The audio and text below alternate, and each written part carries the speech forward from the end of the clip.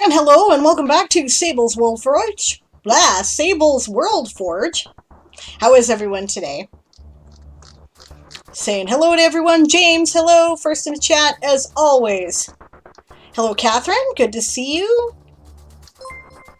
Oh, Dingy, thank you very much, Kitty Plays. Welcome to the stream, by the way.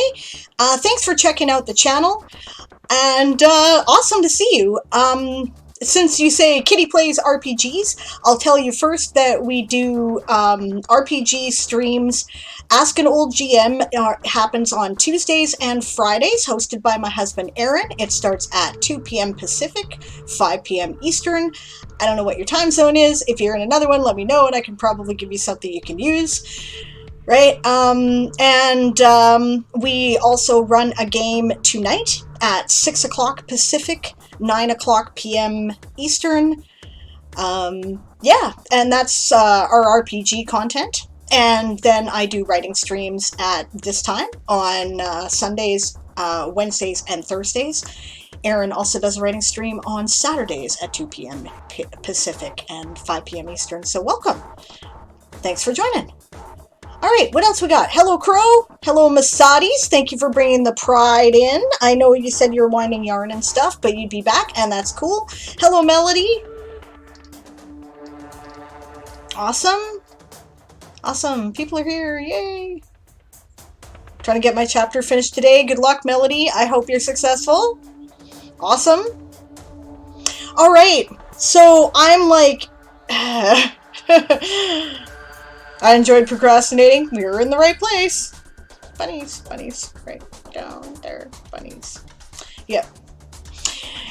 Yeah, all right. So we're coming to the end of the Tourney of Tales and of summer camp. Oh, were you muted? I'm sorry. That's right. Leppin for life, James. Awesome. I loved your item there that you were doing. That is really cool. It's like a compass for finding books, and it's part of the Game of Tomes universe that James created. Is that one of your challenge articles? Because that's cool. Yeah, so just about at the end of the Game of Tomes Tourney of Tales, and just about at the end of World Anvil Summer Camp. I have 5 days to do like 14 prompts. I question whether or not this is going to occur. Sadly, it's not. Aww. Alright, so I'm going to dig right in to sprints. Hopefully you guys are going to be into joining me. Shakes the pom-poms. Let's hope so, eh? Alright. I captured that, damn it. Okay, just a second. Silly thing. Alright. So I was just looking at the event calendar here for Game of Tomes to see who I would be following, and I'm not sure. It says Misa should be up, but Misa's here hanging out, so I don't know. If Esong's still live, maybe I'll go raid her when we're done. Let me know where people are at. And if not, Misa is always pleasant company, so that works just fine for me. Kitty Cheer Squad activated. Thank you, Melody. Alright, so this is where I'm at. I've done all these. I'm pretty proud of my work. Rather than doing it in order, I just started jumping in with stuff that I felt that I wanted to do. I have ideas. The question is, can I get it done? I think I'm going to do the Vital Trade resource because Mithril is a stub I've had for a while. And hello, Gwen. Good to see you. How are you? Yeah, I think I've got an idea for just about everything now. It's just a matter of deciding on it in some cases. I'm avoiding this one, and that might be weird because everybody knows I really like languages, but, you know, I don't really want to do, like, you know, like, I feel pressured, and I like to craft my languages and think about them, so I'll probably do a very basic article that I'll screw with later. Masadi says, I'm running a lobby. I did my stream before you, but I was thinking streaming after you as well. Well, that's cool. It says you're running for, like, hours today. I don't know. Alright. You know, I'm going to start with my trade resource. What are you guys working on today? Let me know. And feel free to check your word counts in the chat. I'm going to check mine, see where I'm at this morning. I'm good, thanks. How are you? All right, cool. I'm good, right? I'm a little anxious. As Aaron inferred on his last stream, we got sudden notice that we are going to have to move.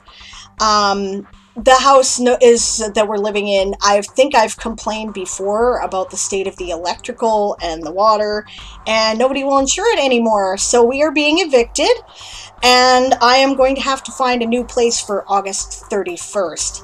I'm a little concerned about it because one of the reasons why I've been staying here so long is that the rent cannot be beat. And rent is high right now, so it's going to require rebudgeting. And I haven't moved in 20 years, so there's a lot of shit to throw out. So, I don't know. I'm letting you guys know because I'm a little distracted. I'm going to try not to be. I mean, it could have happened at, honestly, we're in a pretty good position as far as it goes. We have some savings. You know, we really can afford to pay more than we've been paying, so it's okay, right? But it's just pressure to get a place is high, and, you know, right? I hate moving. I hate moving so much. That's why I haven't moved in 20 years, despite the fact that the place is falling apart. Thanks, guys. No, it's okay. It's just, streaming may be impacted. I'm not sure. It will almost certainly be impacted around the end of August and the beginning of September, which is bad timing because, of course, my book comes out on September 7th. So that is really shitty timing for that. Getting the internet hooked up properly in the new place ahead of time is going to be a priority. But yeah. All right. Anyway, I'm going to stop babbling about my crap now, and I am going to get on with the work. So, thanks for listening, guys. I just figured I would let you know in case there were problems, right? So,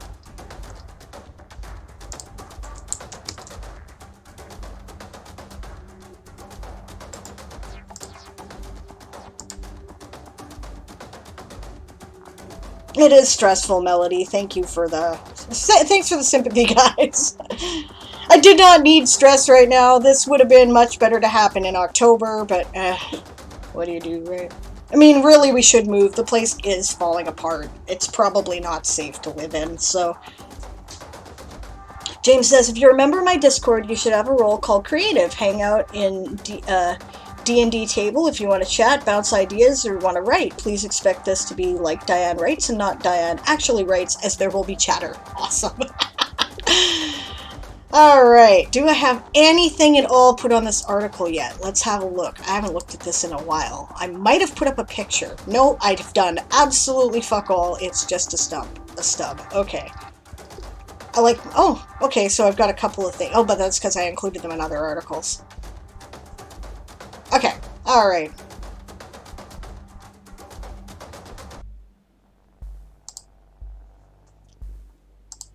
Okay, Mithril is a surprisingly lightweight.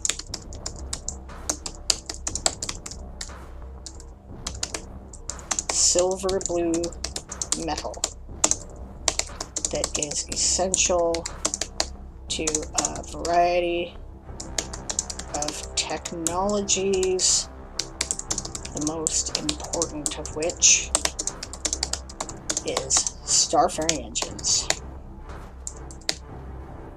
I now have to type a lot more than the word star, because if I type just star, I have about 1 million articles. I guess that's what happens in space settings, eh? Okay. The most important of which is starfaring engines. It has unique properties that cause it to resonate with the flow of the airs.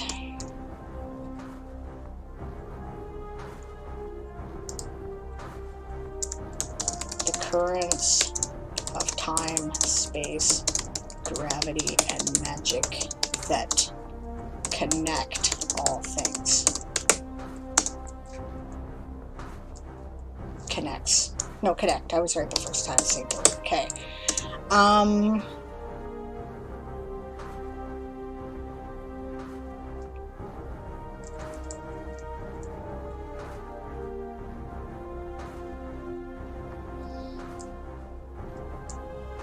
when set in proximity with star metal.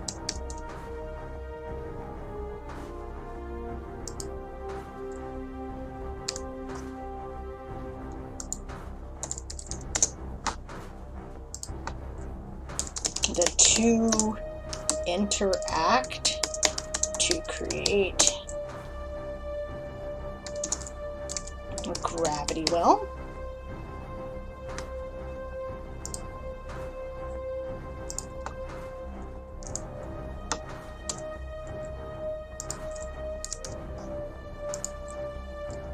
And an etheric membrane.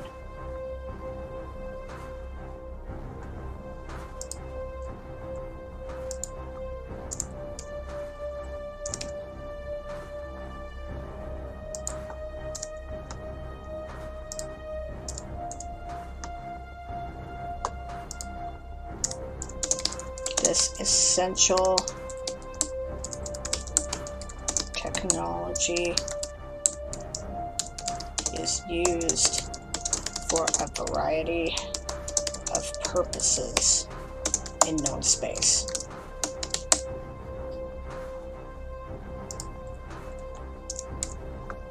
Good enough for a lead-in. I think I should probably put pronunciation in. All right. Let's start with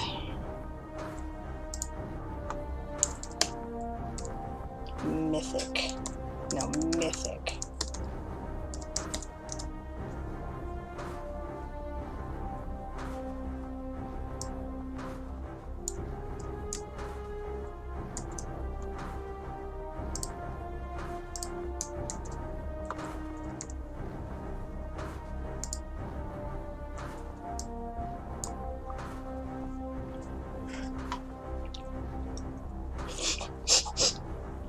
That's great, Melody. I just wrote Butterwind instead of Bitterwind, she says.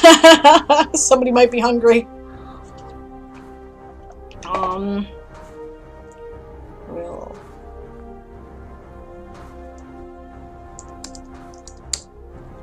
Does that word end anywhere? Can I just do that? No, of course not. Roll. I think it's a Mithril. Yeah, I think that I need to use the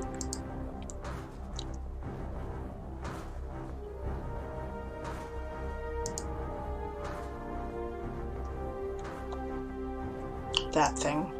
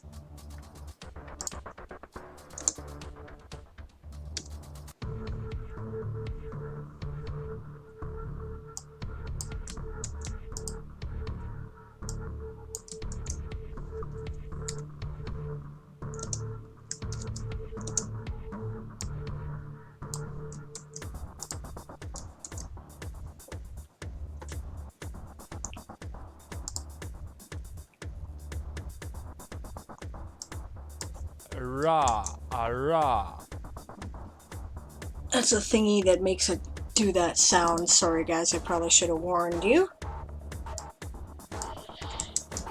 There we go. Hungry for butter, says Melody. The wind cuts like a knife through butter, says Gwen. Nice save. Masadi says, I burnt my Texas toast, but I'm too hungry to care. Fair enough.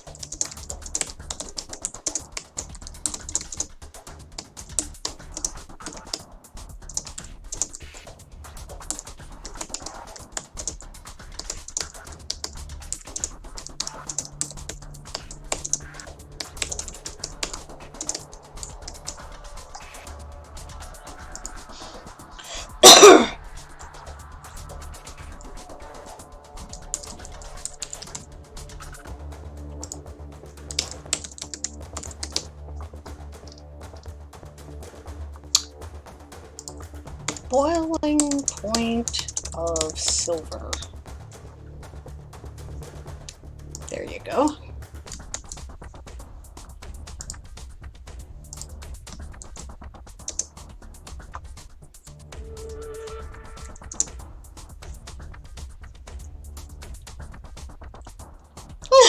Sorry, Melody. Melody says, here's IPA, Insta-war flashbacks to cramming for linguistic anthropology class. I like linguistics. I think they're interesting.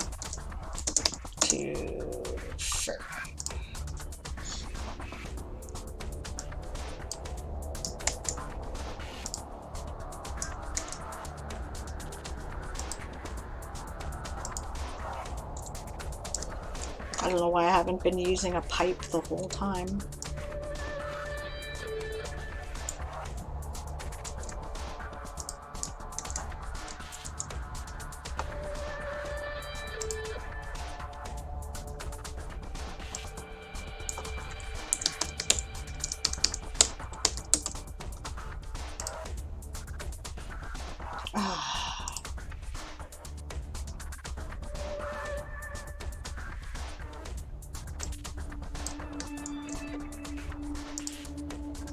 For some reason, ever since we reinstalled things on this computer, it doesn't like it when I ask similar questions in a row. I don't really know why.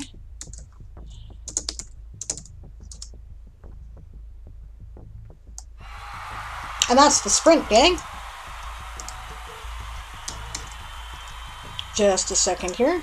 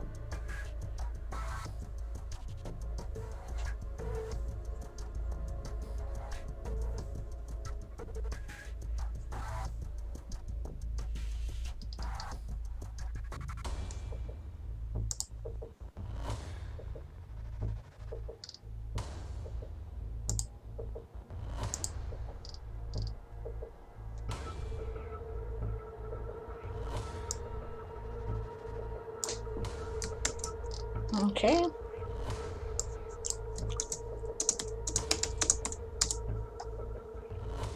Oh, for fuck's sakes.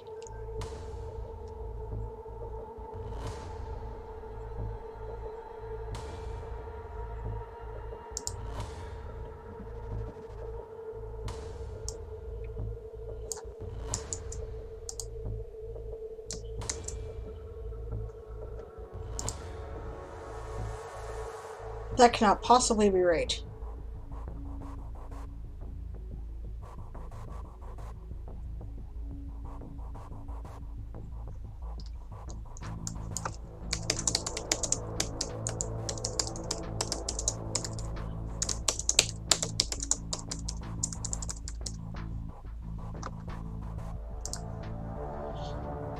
Really? Oh, it's melting point. I don't want that.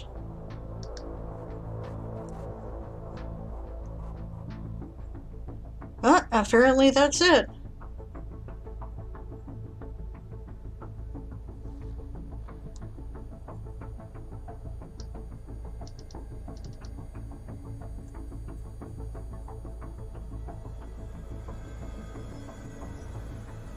Fuck it. Ha ha ha.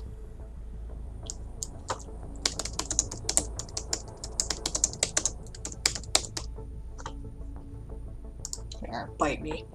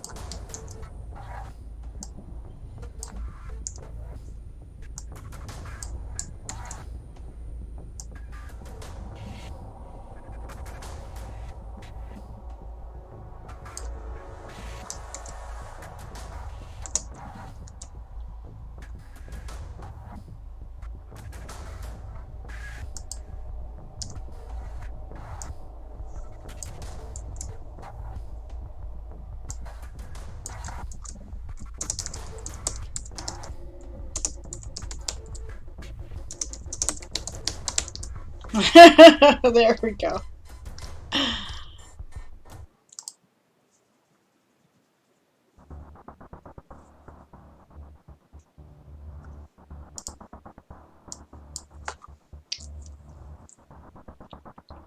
James says, thanks for cheering me up, Sable. Awesome. Masadi's is like, whoosh, the extra Sudafed suddenly kicks in. And all of a sudden Masadi's sinus is clear and she can breathe. Can relate. Good. Glad it worked. So how are you guys doing? Are you sprinting with me? I'm gonna look at the periodic table. Oh, that's Get Back to Work Growl. Concentrating the whole time I was supposed to be sprinting. Let's have a look here. Now, where is Silver? Yeah. Right in here.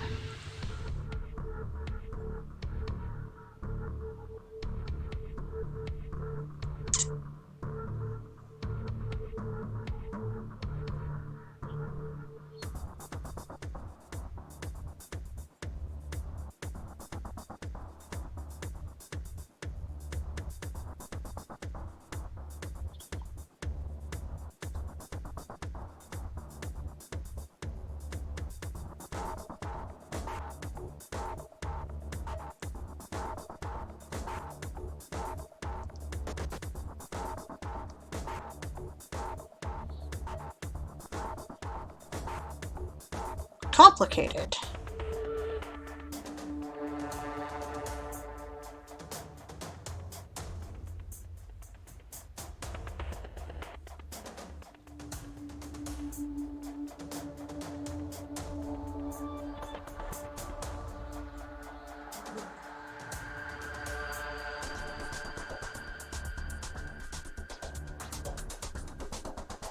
Probably have to go in here, wouldn't it?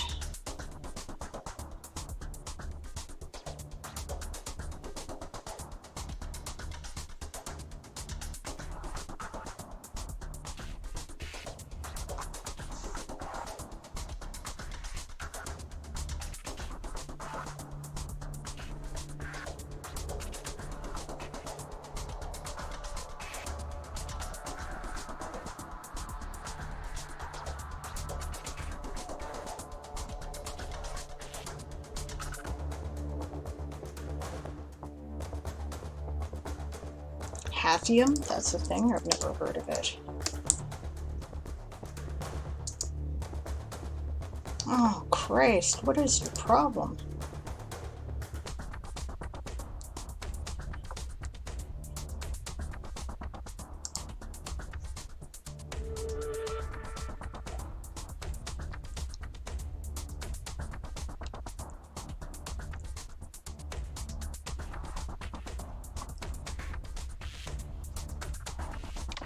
Oh, yeah.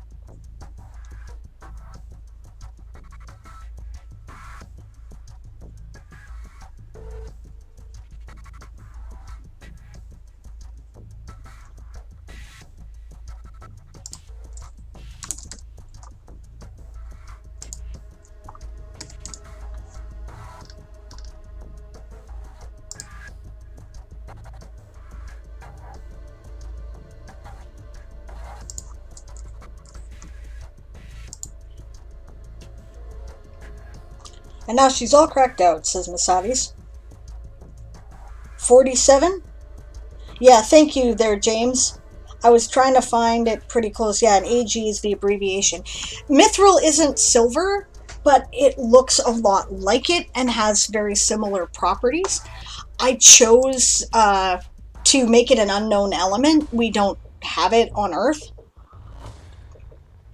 obviously, right? So I wanted to know where I would put it in the periodic table, and I thought I should put it close to silver. Turns out this hafnium element has a lot of properties that are very similar to what I want out of mithril too, but it's not quite the right color and doesn't do quite the right things. So I'm putting it in the 57 to 71 range that we don't have the atomic number for there. So yeah, the element proton number. Yeah, we don't know what's in that. So I thought it's a good place to put it. So I'm saying it's in the 71 range because why not? So yeah, that was why I wanted that reference.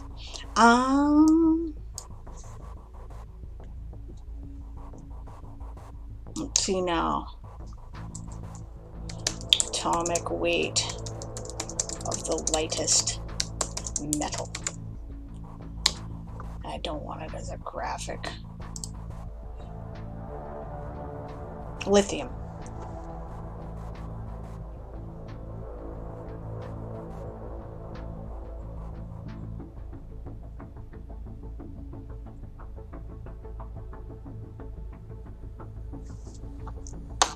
I suppose I should put up my periodic table again and find out where lithium is in there. I think it's probably a transition metal.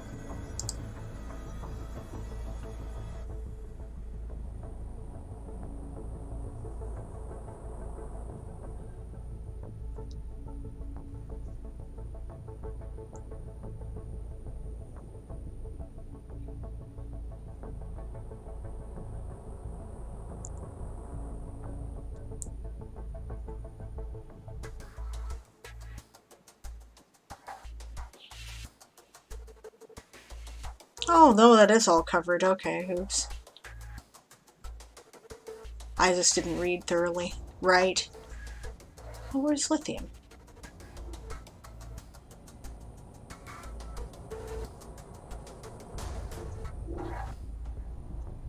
Well, poo, I'm gonna have to come up with something completely off the radar then. That's annoying.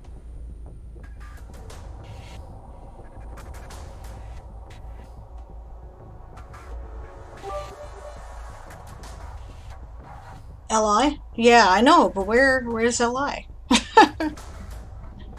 In the table here, I don't see it.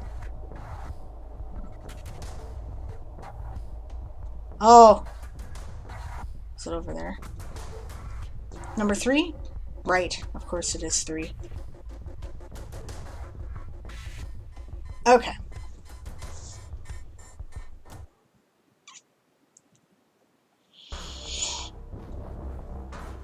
Alright, so I'll come up with something completely out of... Well, I guess I could call it hafnium, and... Yeah, okay, we're gonna cheat. We're gonna call it hafnium, because it's pretty close.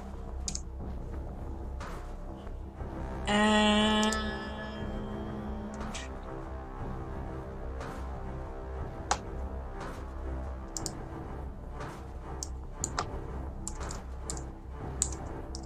I'll just say that it doesn't quite work the same way in space as it does on Earth. Why do you keep doing that?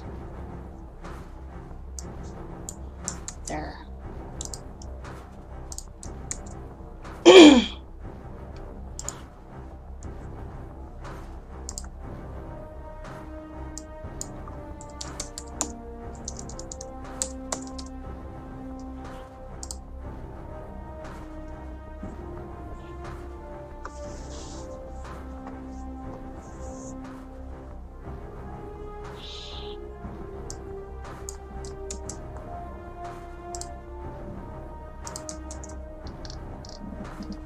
Catherine says, I'm trying to find out what I'm going to eat for lunch, but I've acquired coffee, so...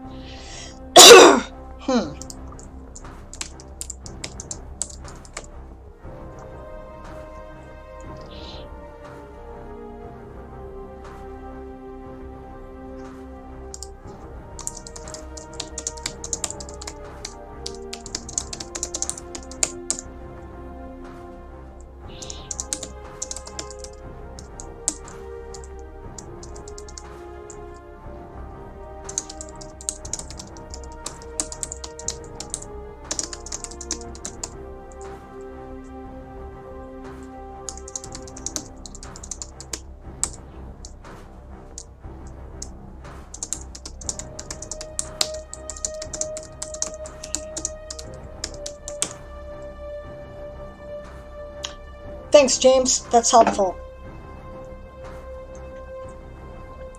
He says lithium is an alkali metal. Yeah, right. I forgot. Yeah, so I know it was in the first column. It's been a long time since I studied chemistry. Alright. But not hot, unless it has been heated. I'll just say, it's often surprisingly warm to the touch. Like the temperature of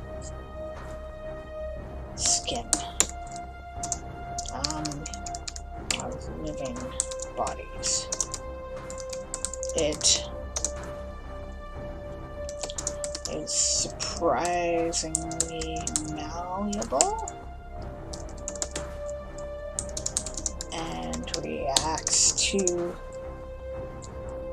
magical currents.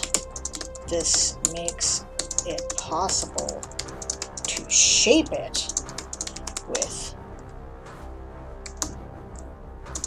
an incredible amount of detail.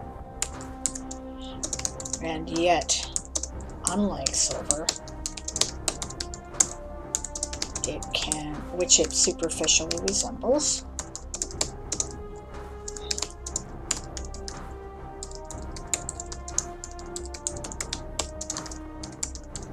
aside from the bluish tint,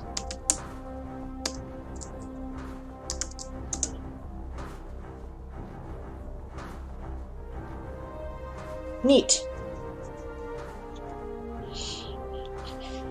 Melody says, me, writes, she yawns. Also me, yawns aggressively. James says, it fixes in water, unlike the one down, potassium, which got purple, or goes purple and runs across the water like a speedboat in small amounts. And Catherine has food. That's excellent.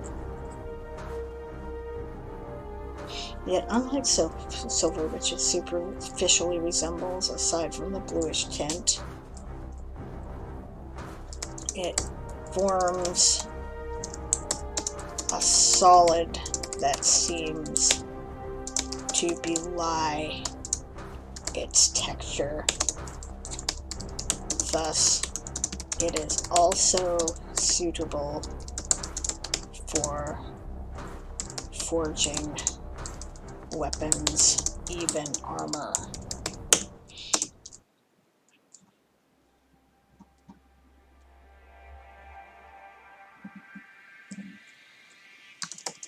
Is an exceptionally good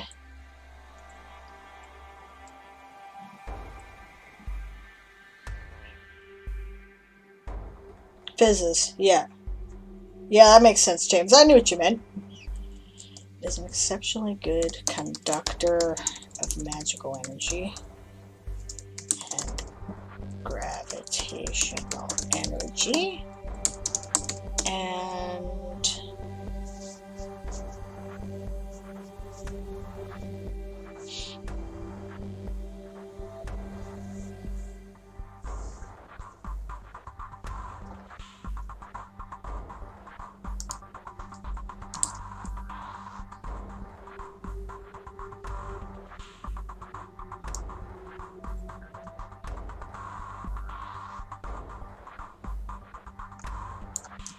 I've got this in the wrong section, obviously.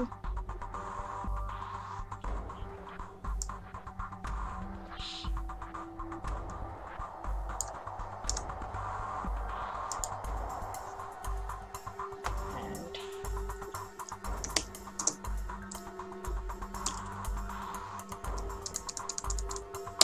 like silver, it has purifying qualities.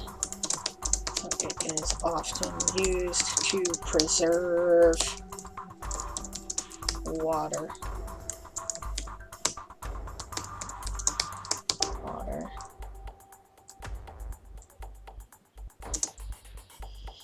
If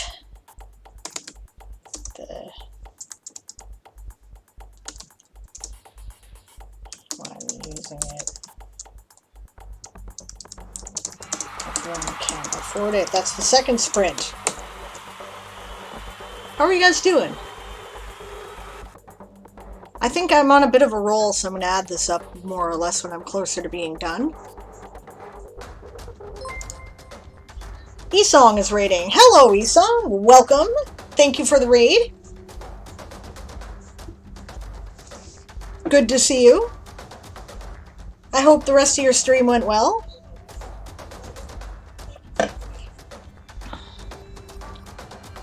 Fly free, jailbird. Hello, Rugrat. Hello, Jacob. There's Esong. Good to see you. James says, I keep missing the start of sprints, so the next I will start writing. Esong finished editing her article. Actually wanted to ask about how I should be reporting it. Okay, well, go ahead and ask. I need more specific information. Satrium is here. Hello, Satrium, and hello, Scribe. Good to see you guys. Welcome, everyone. Dremag is here, kicking some butt and taking some names. 94,000 words. I hate you. No, I'm kidding. That's great. Yep. The wizard is here. The wonderful Wizard of Got.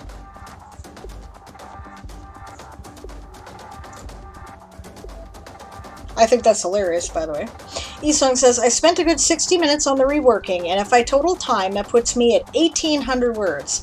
However, the rewrite was of 300 words. I did remove talking time from the edit time, but don't want to inflate my reporting total.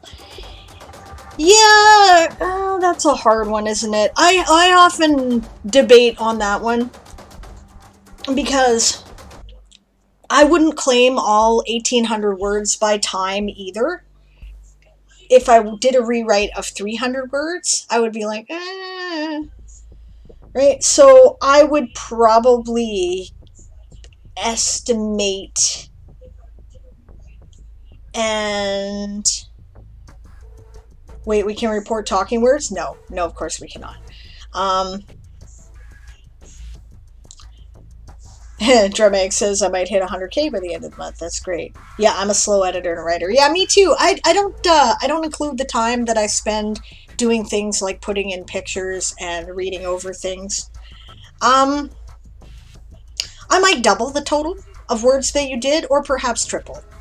Right? That's probably, yeah, triple sounds fair. That's what I would personally do. I'd go, well, 1800 sounds like too much, but I did spend a long time on it. Yeah, so that's what I might do, and just make an estimate. Yeah. Hello, Macaro. Macaro says, my title that can't be bought, Article Senator, is kind of turning into a Senate article. I did not report them in my stream since I had that confusion. Can I report them here? Yes, go ahead. That makes perfect sense. I'm not going to penalize you for wanting to ask questions and confirming whether or not that would be reasonable, so go for it. Okay. Oh, hey, wow, I just noticed we're 4 followers away from 600. Woot, guys! Thanks for all the follows and all the support. That's excellent. I guess we're going to have another giveaway stream soon, eh? That's cool.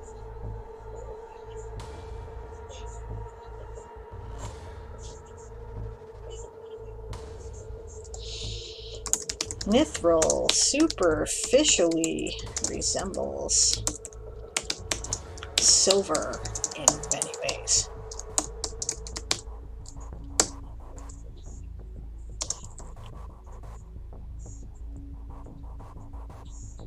Of course, it's unreasonable. Book giveaways? Yeah, probably book stories, something like that.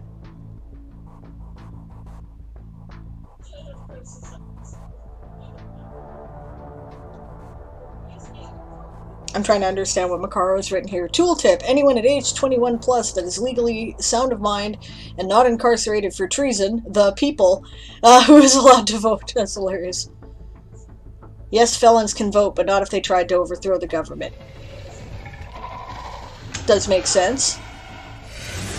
Oh, that's the back to work growl. I didn't realize we weren't in a sprint, because I'm kind of concentrating, but yeah. Yeah, I think that's the law, and I don't know. I don't know if you can vote if you're convicted of treason.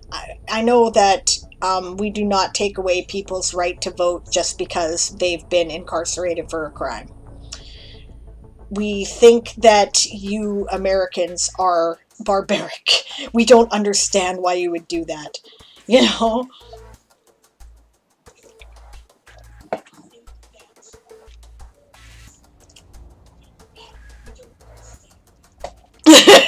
Chorus in the chat, we are! That's hilarious. Except that it has a bluish tinge. Oh, I didn't even know that was a thing, says Masadi's. It's amazing how many people don't know. But yes, if you've been convicted of a felony in the United States, you do not have the right to vote anymore. Think about how convenient this is. We're going to harass a bunch of black people for doing things that white people do all the time that are technically illegal, but we don't bother white people about it. And then we're going to convict them of felonies because, you know, drug charges are felonies, including, you know, smoking a little pot and whatever. And then we're going to lock you up in prison and you don't have the right to vote anymore, and we can make use of your slave labor. It's sharecropping 2.0.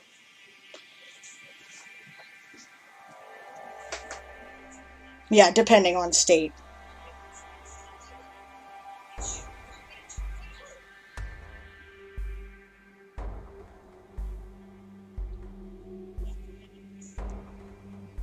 Yeah. Aaron says, no, the only time you cannot participate in society in Canada is if you are a dangerous offender. It takes a lot to be designated as a dangerous offender. Basically, they have to decide you're a psycho serial killer. Yeah, other people are agreeing that's messed up. James says, in the UK, you can't vote while in prison. I think that's unfair. Makara says, oh, and then they need to go through years of restrictions and procedure to get their voting rights back. Yep, which is, of course, a tangled web of bureaucracy that's almost impossible to navigate successfully, right? And if they accidentally vote when they thought they could, they're prosecuted and sent to jail, which I know happened to at least 2 people in the last election. I heard all about it.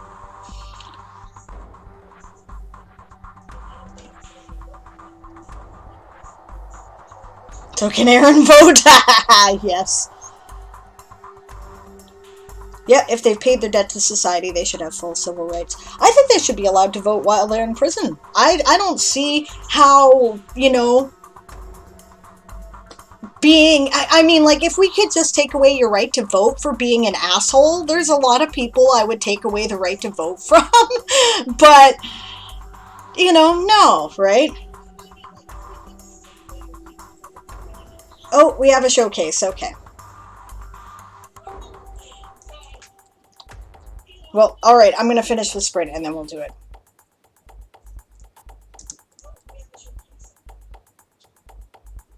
Yeah.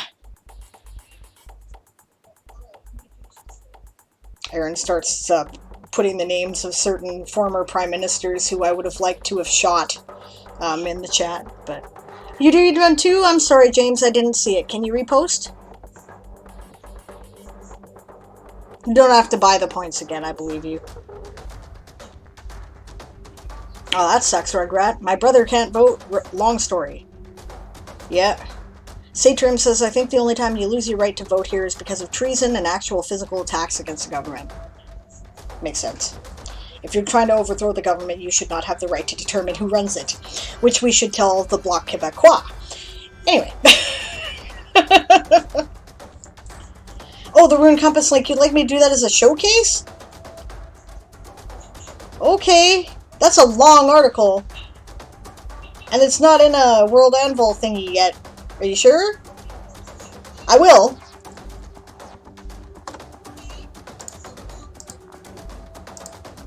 I thought you just wanted me to look at it. Yeah, I'll do it as a showcase if you're doing this as a showcase. Please do post the link again, though.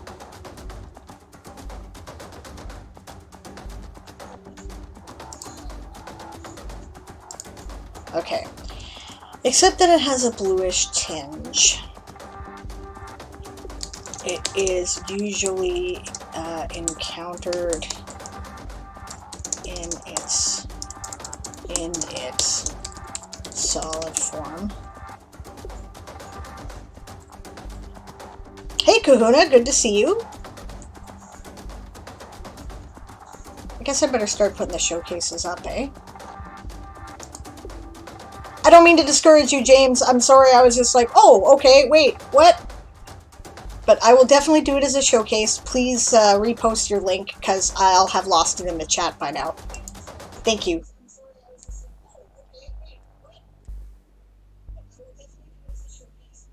Good job, Esong. I know that's from the last stream, and I know I gave you permission because you were talking to me about how you should report it, which makes sense.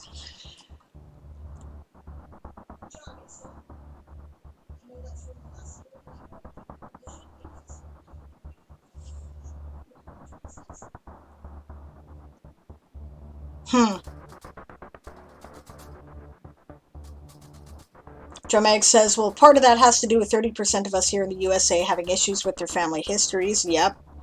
James says, yes, please. I didn't want to stick it in World Anvil, Game of Tomes world before you saw it, and didn't want to link to that world because that you would be like, what the F?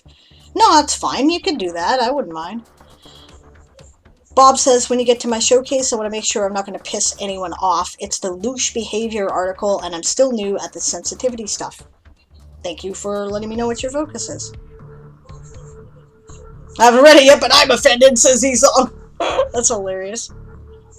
And everyone's greeting the Grand Tiki Master, who is here, who is of House Tiki. All the people of House Tiki.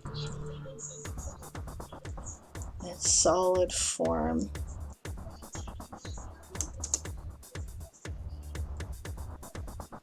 Crafted into artworks. Weapons. Crafted into solid looking artworks, solid looking pieces that nevertheless suggest a certain pliability when, oh no, this is entirely about how it looks. Oh no, I can put that there, that's fine. It may also be encountered commonly as part of a starfaring engine. I'll just say spin dizzy engine. And I'll put it in the thingy.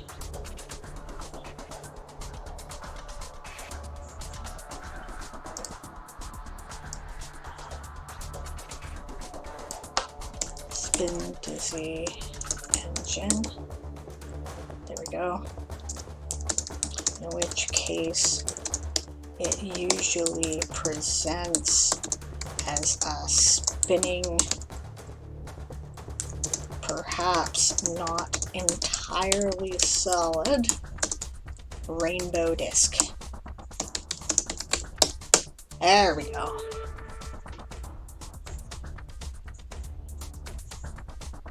Aloha, sirs James and Bob. Greetings to the Lappins and Sauropods, says Kahuna. And welcome, Grand Kahuna of the Tikis, and thank you for coming into my home. And also, welcome to the the great King Lizard of the Sauropods. Thank you for joining me today, gentlemen. Yay. Bob took an unexpected nap. These get more frequent when you get older, I have noticed.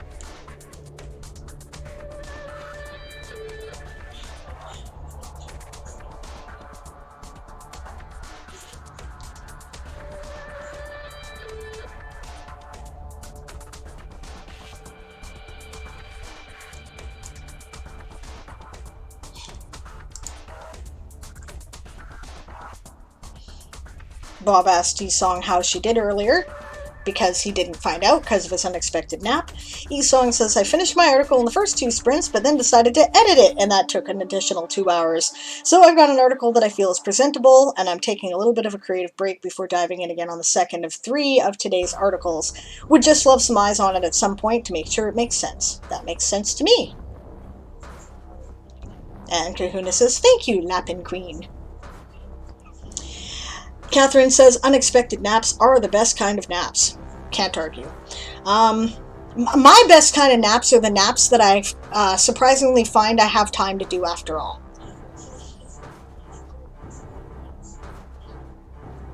Gwen's like, sorry I missed that. I wasn't asleep, just resting my eyes.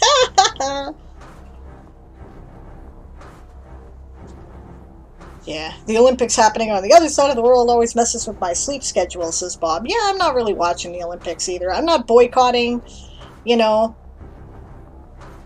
I'm like...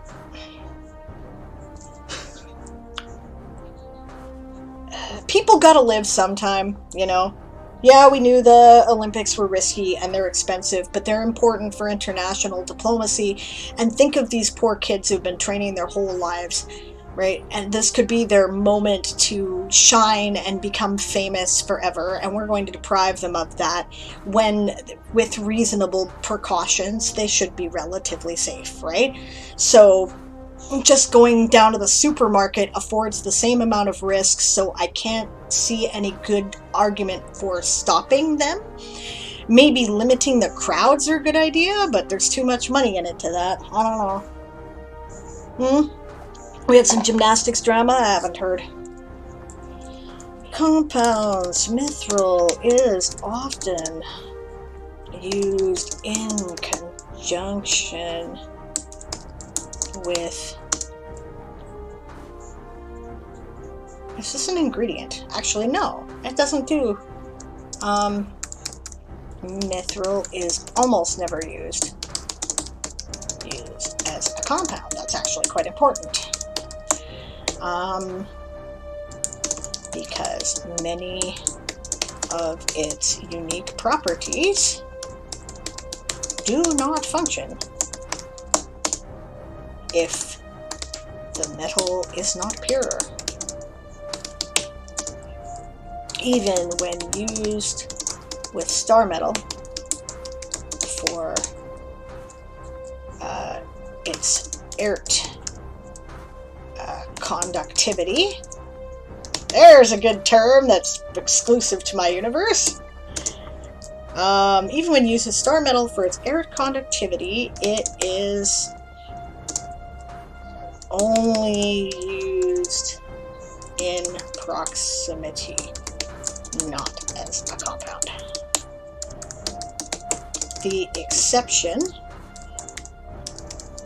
is when it is used as a water purifier, in which case it may be used in... Oh, actually, how is this encountered? Since mithril, I just realized I forgot this, is a siderophile element. It is rarely found on surface, on a terrestrial surface,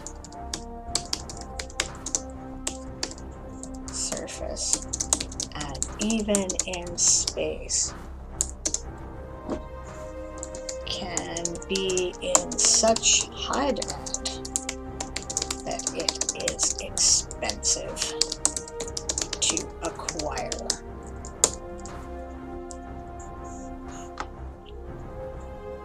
Actually, no, that's...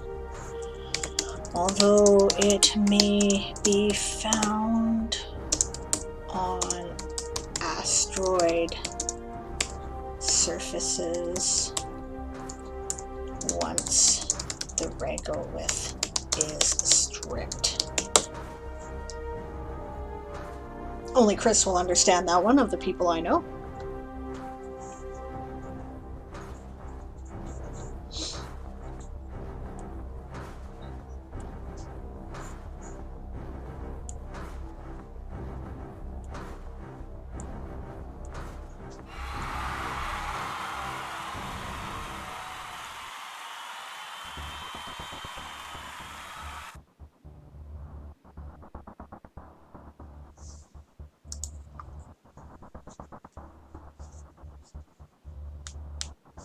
Alright. It may be used in compound or a wound dressing. May be used in compound with gold or silver. There we go. Alright, so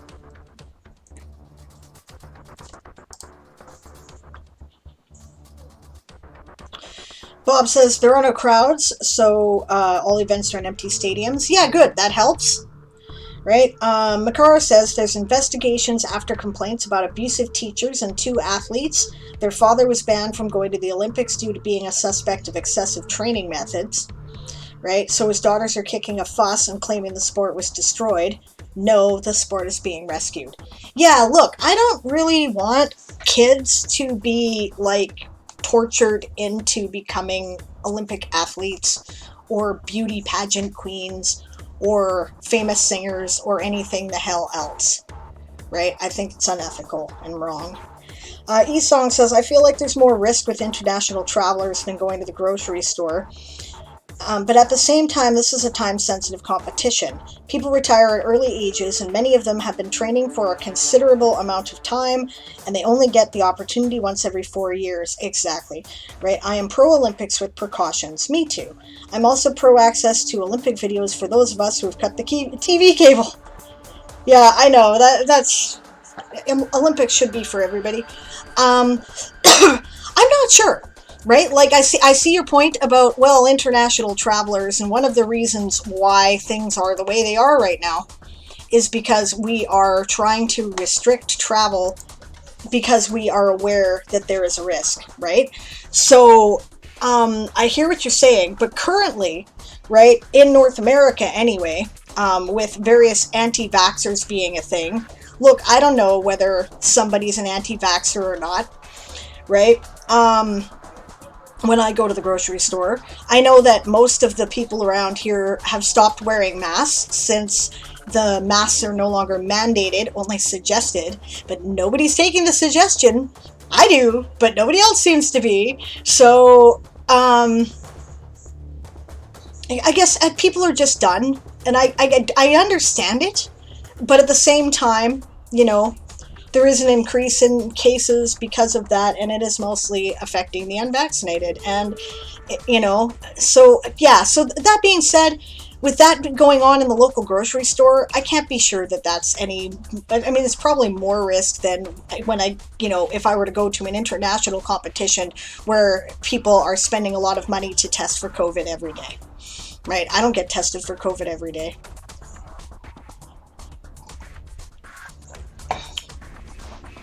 All right, Gwen says, thought I'd left something out on the stove because the smell of burning. Turns out it's coming from outside. Looks like smoke on the other side of the lake. Uh-oh, make sure you phone that in, Gwen, because other people might not have yet, and you never know. I've phoned in, because it's so tinder dry around here and has been for years, I've phoned in a lot of fires, and most of them, the vast majority, I get told, yeah, somebody already told us about that, but once, nobody had, right? So you might be that once. Call whatever your report wildfires line is. James says 66 words reported in Pride stream as I'm lurking there for modding reasons. Okay, no worries. I don't care if you don't report them here, but thank you for letting me know. 106 words for the Warren from Macaro. Good job. Tremeg's like, I wear a mask anyway. Yeah, I'm going to too, and probably in crowded areas, and probably for many years, right? Many years, maybe a decade or more, right? Bob asks, are you treating mithril and or adamantine as unique elements? I'm curious. I've always treated mithril as a titanium steel alloy. I call mithril totanium. Strong as steel, but much lighter. Tungsten equals adamantite, and its alloy is harder and stronger than steel. I call titanium mithril. I am treating them as unique elements. I'm even trying to find places to put them on the periodic table. I'm, when I can't, I am co-opting other elements that we have different names for. So, yeah, that is what I'm doing. Okay. That is the sprint starting again for those of you sprinting, and I am doing a showcase of James's, he hasn't yet put it on World Anvil, but this is his Rune Compass. It's an item in the Game of Tones universe. Credit Melody Relity and Catherine Dalton. Thanks to Catherine Dalton for the dice rolls. A Rune Compass is a magical item that allows its user to find objects. It consists of a sheet of paper with a small runic spiral. Once activated by the user, the runic spiral glows and a 1-inch sphere hovers above the page. 1 inch diameter? And good time zone to you there, Natalia. How are you? We're doing James's article here. The sphere has no physical presence apart from the light it emits. The light color is dependent upon where the Rune Compass is activated. For example, if the Rune Compass is activated in House Lapin, the sphere will be pink. You probably need a comma after Lapin there. Whilst in Mollusca, it will be purple. Makes sense to me. The sphere emits the light onto the paper. Cool idea, editing as I talk there, James. The sphere emits the light onto the paper, and one must walk until the light of the sphere is centered on the page. Let me read that again. The sphere emits the light onto the paper, and one must walk until the light of the sphere is centered on the page. Okay. Once central, the object which you desire should be in front of you. The sphere has 27 positions from which it can depict the direction of the desired item. These 27 positions are arranged in a 3x3x3 grid, which is invisible. Then how do we use it? I'm confused. Do we just sense it, or is it that the centering on the paper tells us within the grid? This magical item is typically used within libraries to find books. I thought that was very clever. Creation and usage. Someone who wishes to make a rune compass requires a sheet of paper, a stencil, and a pencil. The creation of a rune compass is as follows. Set the pencil at 10 centimeters and draw a circle on the paper. At this setting, the stencil at 10 centimeters and draw a circle on the paper. Is that what that's called? We call that we call that in and of itself a compass or a protractor compass, right? The protractor measures the, but okay, stencil. At this setting, the stencil shall create a spiral 10. Oh, I see. Got it. Okay. In diameter. Within the spiral, write in the designated runes between the lines. These runes are only known through the teaching of literomancy classes. The runes used vary depending on what object is desired to be found. The last 3 lines of runes, misspelling there with, you've got runs instead of runes. To be written are activation runes. That's cool, makes sense. A pencil is used so mistakes can be erased and for deactivation of the compass. A pencil is used so mistakes can be erased and the compass can be deactivated, because you deactivate it by erasing the compass, right? That would make sense. Okay. Once activated, a sphere, maybe a comma after activated, not sure. Once activated, a sphere that emits light shall appear above the page. The sphere shall be in one of 27 invisible positions. Oh, okay, thank you. Now I understand how that works. A user must walk with the compass until the light shines in the center of the spiral. Only then will one be in the presence of the desired object. Cool. Who uses it?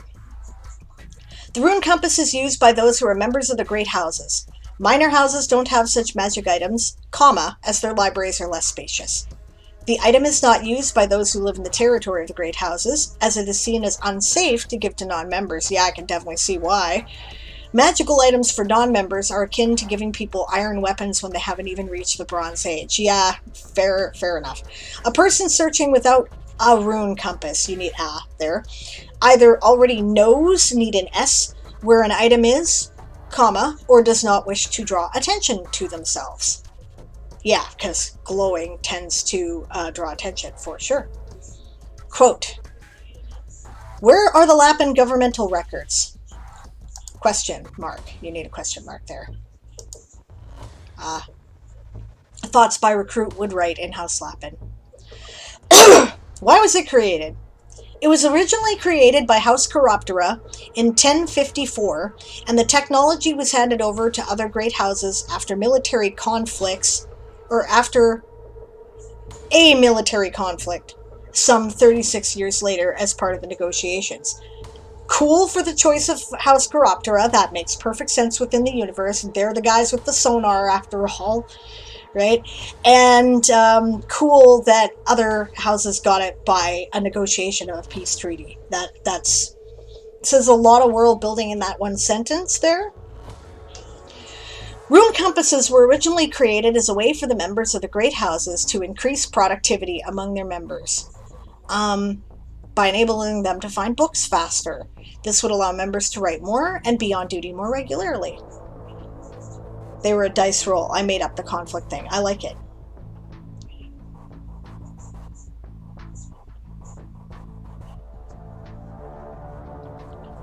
Other people have already done the steel alloy formulations that way, says Bob. Is that in response to I'm doing as unique elements? Yeah, the periodic table is sort of full. That's why I replaced titanium with mithril and tungsten with adamantite. I pretty much have done the same thing, only I've chosen, obviously, different elements. Alright. I mean, it's you could go off the chart, but that's usually the crazy radioactive shit that exists for 10 seconds or like 10 microseconds before it destabilizes. So, yeah. Might exist in a sun. Okay. Yeah, okay. Quote, these rune compasses are a godsend. I can have guards on Kelowna's streets to keep my citizens safe while allowing my members to write more. Our scientific research will benefit from this. Colin Jackson, former leader of House Lapin. Interesting. Okay, these rune compasses are a godsend! Exclamation mark. I can have guards on Kelowna streets to keep my citizens safe while allowing my members to write more. Period. Capital O. Our scientific research will benefit from this. There we go. You have to tell me about this Colin Jackson guy and when he was the leader of House Lapin. This is interesting.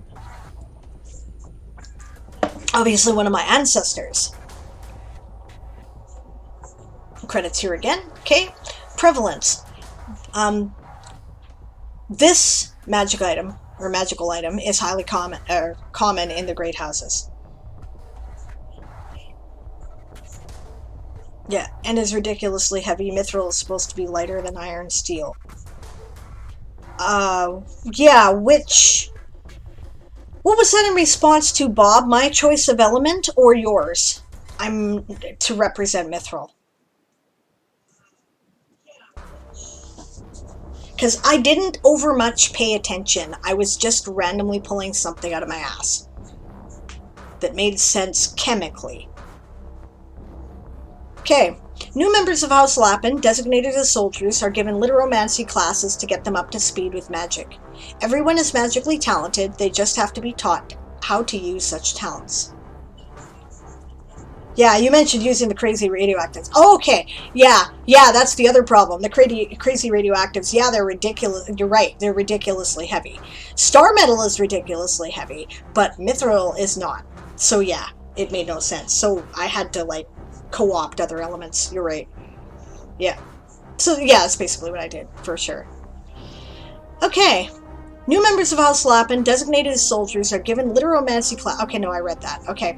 When members of this house are at the rank of corporal within House Lapin, they will be taught how to make rune compasses within their literomancy classes. Those who are unable to make a compass, as they are of a lower magical rank, depend on others, such as librarians, to produce the magical item for them.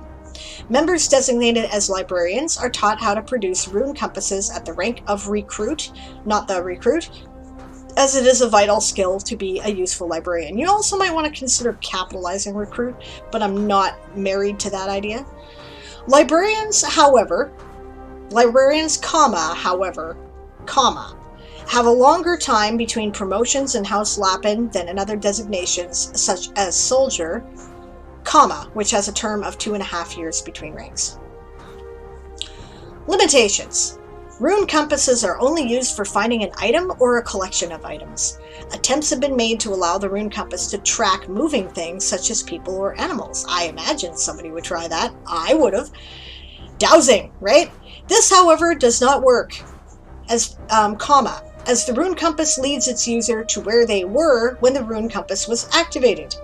This doesn't seem to be the case for inanimate objects, as the compasses. You don't need the S after the apostrophe there when an S finishes a word, but you probably know that and just weren't thinking. Yeah. The apostrophe's fine, the S is not. The last S. Yeah, you should have the apostrophe. Yeah, but no S. There you go. As the compass's sphere will move when the item is moved. Attempts have been made on the runes to make it work with people and animals, but this always leads to the same issue. Research is being carried out within House Avis to understand if this is a law of nature or a lack of knowledge on the part of the great houses. So far, no success in this area has been made. Yeah, of course they'd try that, because hey, where's the leader of House Lapin? Let's go kill the queen of the mother of bunnies, you know? Yeah, absolutely. Haha, with our compass.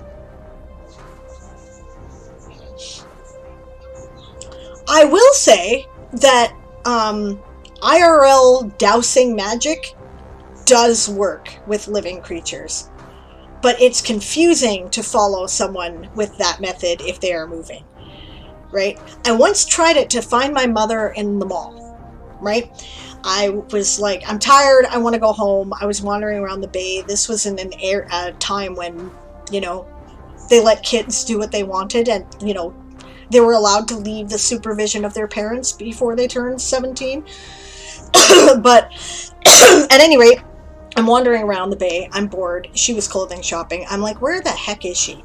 And I wasn't allowed to leave the store and go into the rest of the mall. So I'm wandering around looking for her, and I got confused because it brought me to the side door, right? Which she never goes in.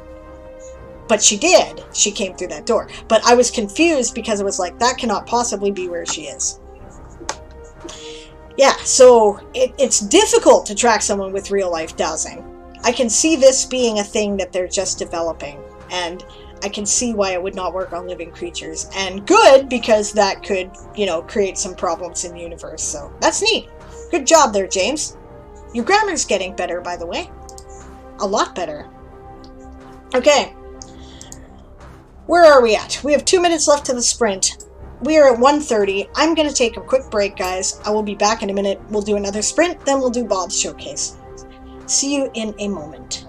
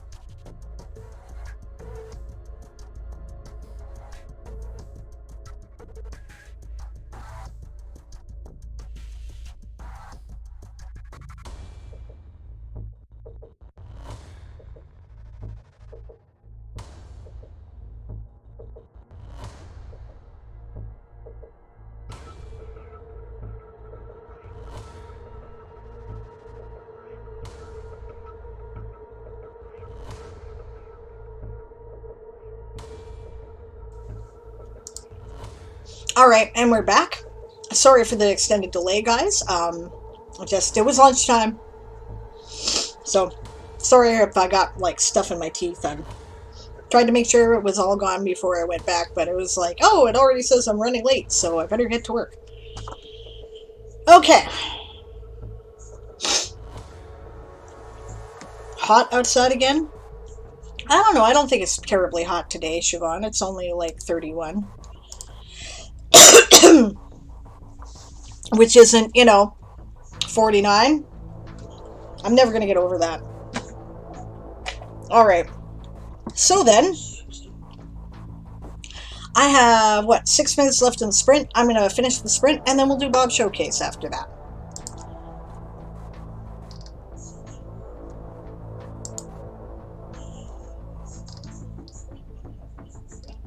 I know I wrote about that somewhere. Yes, I did. Okay.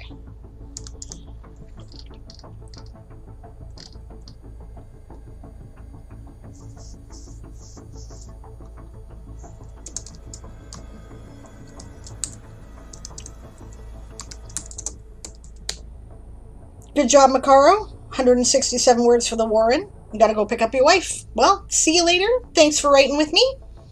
Always good to see you. Say hi to your awesome wife for me.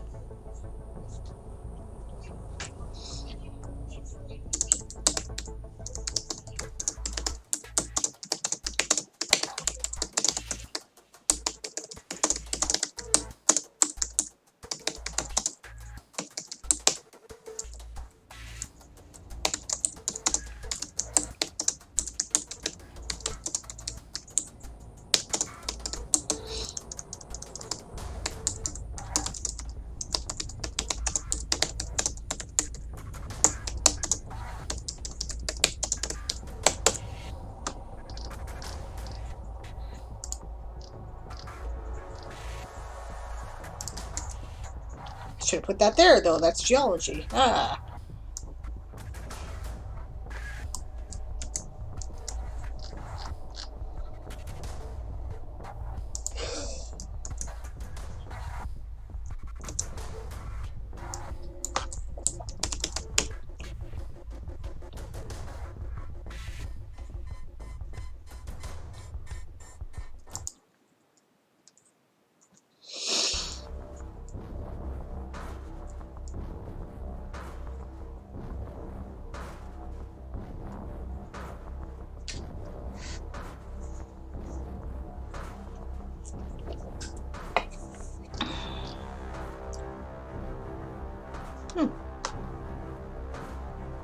What was that called?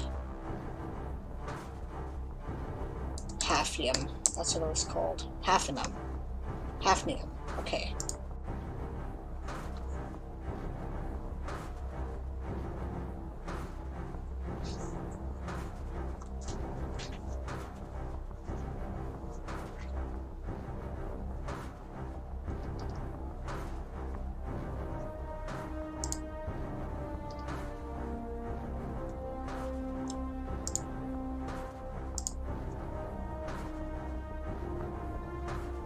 Oh, really? What's this?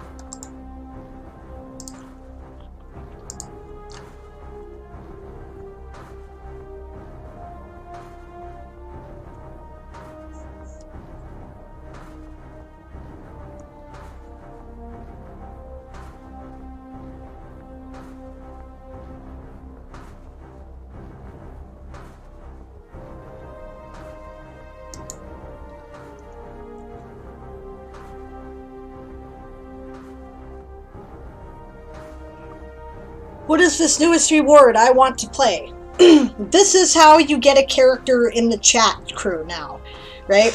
We realized that we can't just allow everybody to use a 2,000 point name generator to make themselves part of the chat crew.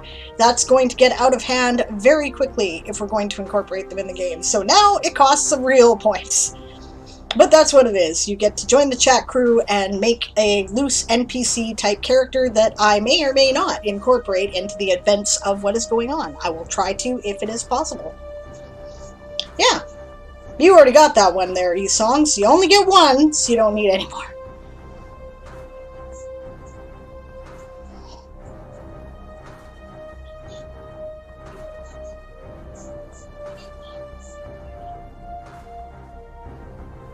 Grandfather in for the current chat crew? Yes, of course.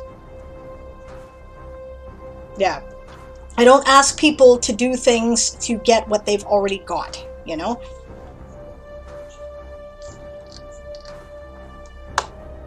Alright, this is a rabbit hole that I don't need right now.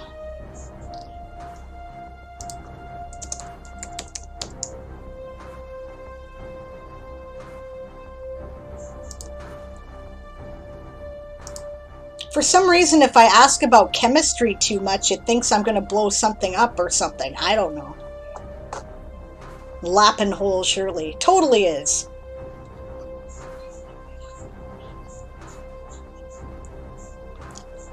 Yep, like Dino Bobasauro Bob. Gnome chef's mate. That's right. What the hell? That sounds good. We'll go with it.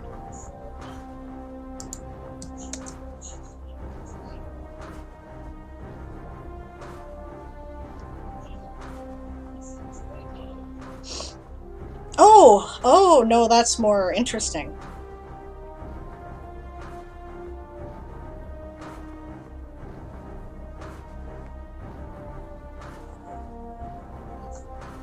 Now I read the thing. How quickly does a compound lose its consistency? Is it stable? If radioactive, what's its half-life? For how long can it store magical mojo power until it dissipates? Magical mojo power is going to be the relevant thing here, so... But, curse it, that's the sprint, so I'll have to think about it after.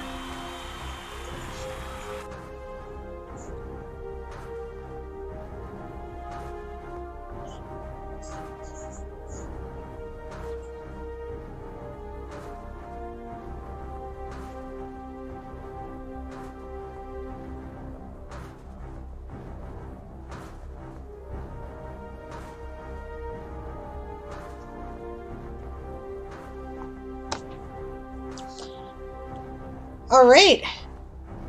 And hello there to the Queen of Bats. And thank you for visiting us with House Chiroptera. And she has put in 467 words. Light edits. That's awesome. Oh, and hello, Bitzer K. Good to see you. He has put in 649 words for the Badgers. I came in during the break. Awesome. Good to see you.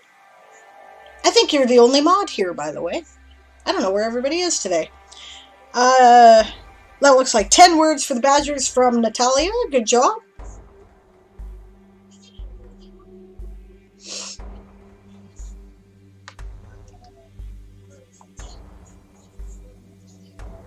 Well, stretches at work. Yeah.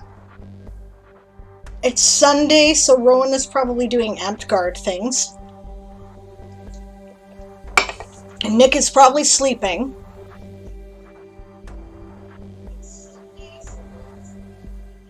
"148 words for the birds" from Catherine. Good job.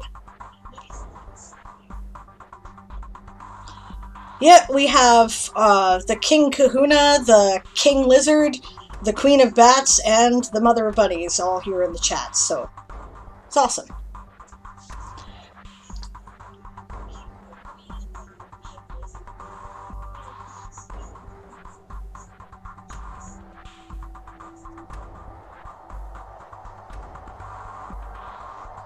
And the Queen of Cats has just poked her head in.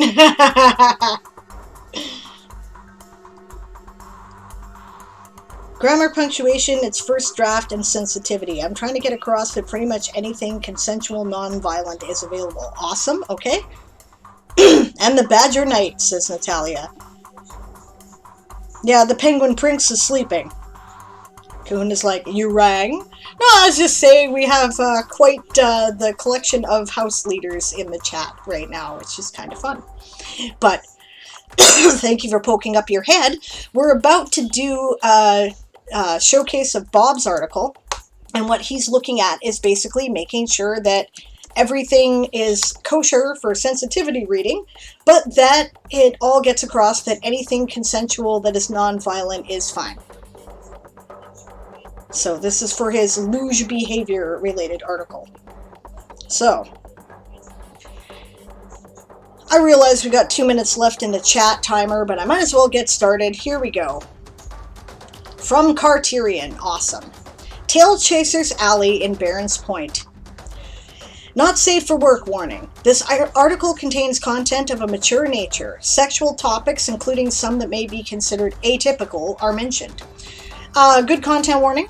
And I probably will use that kind of thing myself. I occasionally put in specifics, right? Like, you know, sexually explicit content. Like, I'll put, but I like yours. I'm not saying you should change yours, right? I do mine like content warning. Sexually explicit content, you know, violence, like whatever's appropriate, right? For shore leave, eh? Couldn't have had a better port for it anyways. Barron's Point's got everything a folk long at sea could want. And I mean everything. If you're lonely and the company available in the usual taverns ain't what interests you, take a stroll down Tail Chaser's Alley.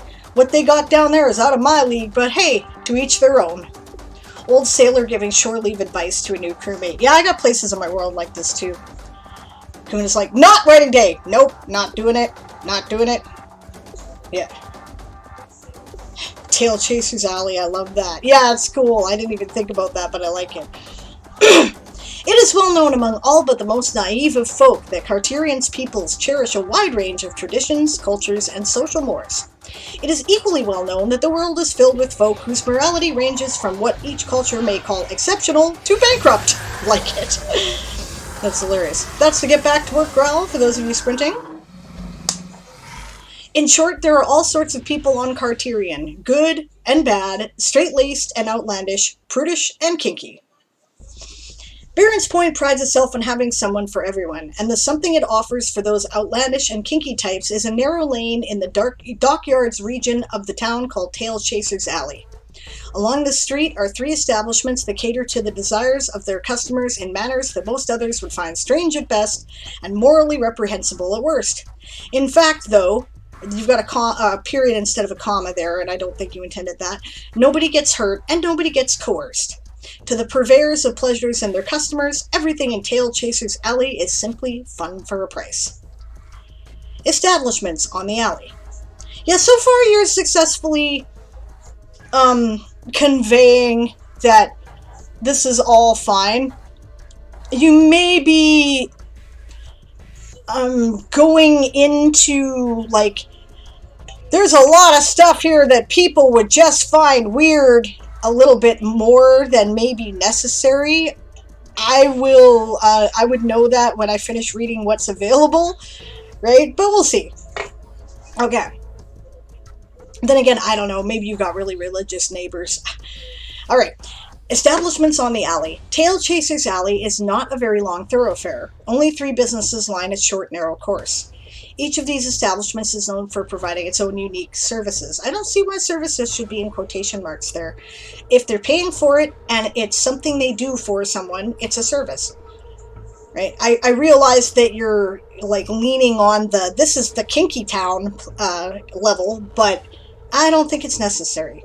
It implies that it's not, you know, and of course it's a service. Sex work is work, right? So, the cat house. And you've already warned us that this is mature content many times, right? So, I think you're overdoing it there. The cat house. As you enter the alley from Tavern Alley, the first building on the left, your E and L are backwards there, is an establishment owned by a Felician female named Karazena. The place is called the Cat House. It is staffed almost entirely with Felicians. Well, that makes sense, doesn't it? 2 male and 2 female. You got the wrong male there at the end of female. Typo. And 2 female Chitiki are also on the pleasure staff. While the occasional Felician customer will arrive looking for what most would consider conventional services from a sex parlor, most of the clientele here are of folk that are not covered in fur from head to toe, but wish to experience an evening of adventure with someone who is. That's cool. Interesting. Okay. So, yeah, it's basically a tavern for furries. Okay, I like it. That's well put. I really like how you put that. That's good. Okay, guilty pleasures. Opposite the cat house is an establishment whose signboard outside offers guilty pleasures.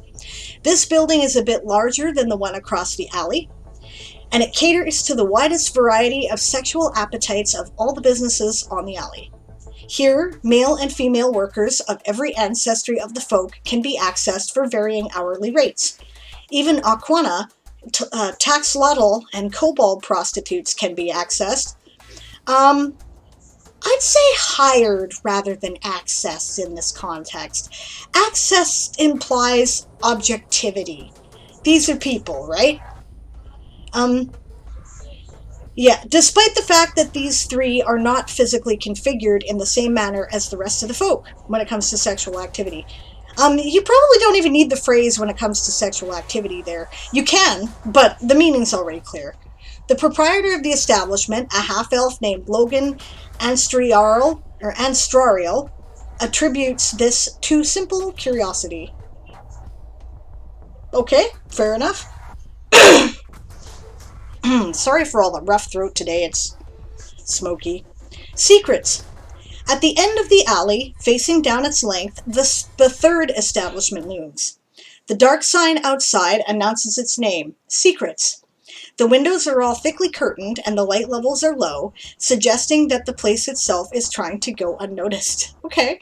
The sexual games that typically take place in this establishment are probably the straightest of all three establishments, but here it is the chemical and magical enhancers that are made available to customers for a price that make the experience interesting. Elixirs and potions that are banned in many parts of Carterion are available here. Most popular are the temporary mutagenic compounds that, you need the word that there, allow customers to enhance their equipment before partaking of any other services. You know somebody's going to, and if you haven't had someone try this at your D&D table yet, you ain't game mastered long enough. Alright, several of the workers are highly skilled illusionists that allow the customer to believe that they are performing activities that should be physically impossible. Sounds like fun. All while ensuring that nobody, especially the workers, actually gets hurt. I think that's a very clever way of handling that, by the way. Why not indulge your fantasies in ways that do not hurt anybody? Sounds awesome. It should be noted that one of the most intriguing secrets is that this establishment holds is the name of its owner-proprietor. Ooh, curiouser and curiouser. Okay, this is cool, and I like all the stuff you've got going on here. There's some really neat imagination. I think you're mostly really sensitive about it. You're approaching it properly. Just the change to hired from access would be awesome. I do wonder where the place is where you can get tied up and spanked. There's got to be a place like that somewhere. I mean, it's one of the more common kinks, right? So.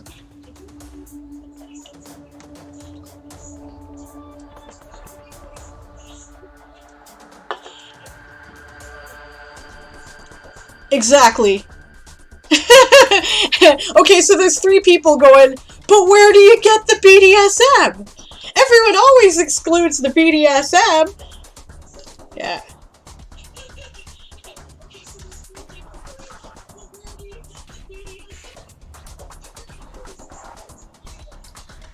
It is one of the more common kinks, yeah. A Monty Python sketch comes to mind. Yeah. Yeah, exactly. Yeah, I remember that one. It was good. Yeah.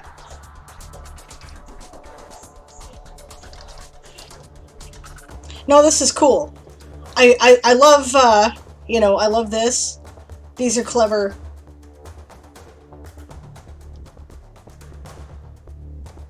Guilty pleasures, unless you want to be spanked by a troll, then it's secrets.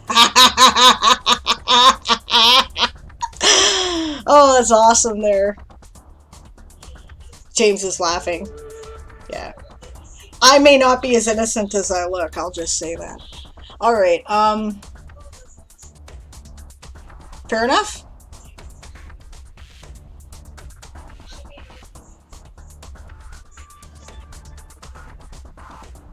I'm just wondering if maybe you should add a button that says something like that. I don't know. Alright, attitudes and opinions. It should come as no surprise that the folk of Barron's Point and the folk who live further away but know of the alley will have mixed opinions on it and the services available there. Yeah. Oh yeah, I can imagine how the First Kingdom likes this. In the First Kingdom, the true church preaches extensively against inter-ancestry relationships. You could call it interspecial if you don't like the word ancestry, but that works fine for them because, I mean, I say that because ancestry, while a perfectly legitimate word, I'll add that as a quote, feel free. Yeah. Yeah, okay, ancestry is a perfectly legitimate word, means exactly what you are using it for there, but is often a watchword, you know, a dog whistle for racist nationalist bullshit. So, you know, that's why I was saying interspecial, but I don't care, right? At least where humans are involved. According to its teachings, it would be anathema for any human to visit the cat house, for example. Visiting the other establishments and limiting oneself to human or halfling companionship would present a somewhat grayer situation.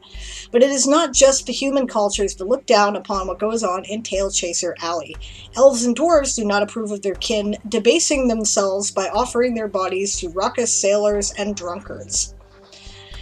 Yeah, if half-elves work the way they do in like if they work in your world the way they do in standard D&D, there may be a really strong nationalist kind of, you know, speciest elven group who doesn't like them mixing with other people because it takes forever for the blood to come back to pure, right? So, okay. I'm trying to avoid species because I plan on allowing all fertile crossbreeding.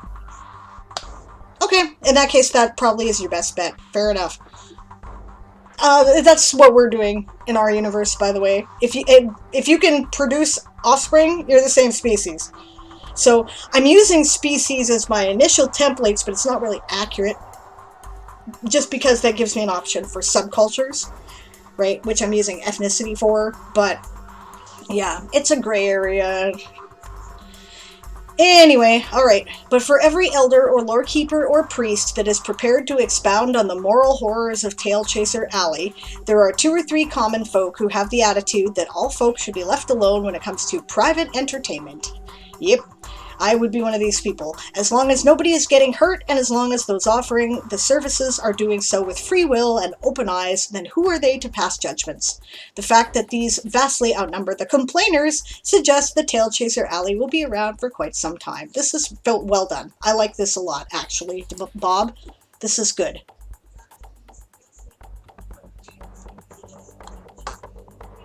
As a matter of fact, I think I'm going to put it in my featured articles section for... There it is. This is a really good example, actually, I think, of a way to approach an adult subject article. You approach it with maturity, a little bit of, you know, like a tongue-in-cheek humor, which I think is great because since we do not talk about these subjects in regular life, some people really are very uncomfortable, and it really helps to relieve their tension by maintaining a bit of humor. And besides, sex is funny. Let's just be honest, okay? Sex is funny. You know? So yeah, maturity and fun. Exactly. I like it quite a lot, and I think that's brilliant. Can we have a link to the list? You may. It's kind of weird looking. I'm doing it on my... No, that's not what I'm after. There, this is what I'm after. Okay, I'll refresh. But, this is actually just my welcome to summer camp, or my summer camp world building pledge article. But then I put, I'm not up to date with Aaron's articles, but I'm putting my articles and Aaron's articles here. Oh, and I missed the Horn of Stars too. I gotta put that on. All right, in there, right? But then up here, and I'm gonna have to rearrange this as a subsection eventually too, right? Because they were all on the sidebar, or my kind of featured articles there. So yeah, the link is right here. And yeah, enjoy. These are cool articles. As a matter of fact, I think I'm going to do some editing on this right now because it's starting to get out of hand.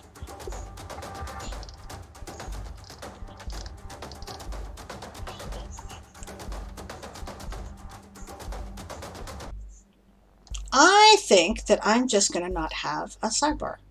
Let's do that. Let's take the entire content of the sidebar. Bloop. I'll do that. Do I have anything else in the sidebars? Nope. Display article sidebar. Nope, I do not want it. Now we're going to here. And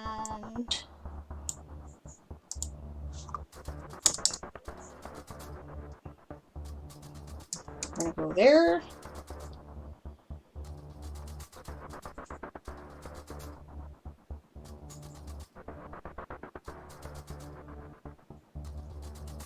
All right, good night, Natalia. Thanks for joining us. Have a good sleep. Still haven't started your book, but it's over on my shelf. Full-length footer I'm already using.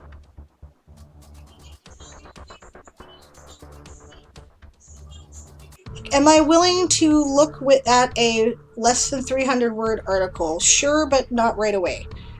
Feel free to drop it in the chat. I will look at it in a couple minutes. I do want to get some writing done today.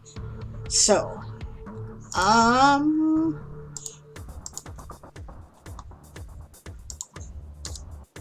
let's see how that looks.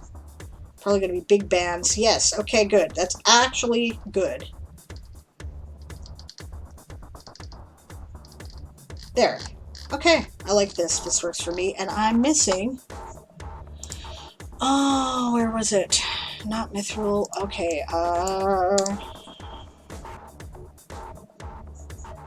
yeah, go ahead and... Okay, great, you did. Showcase is out of stock. Yep, that's because I'm only doing 2 in any given stream.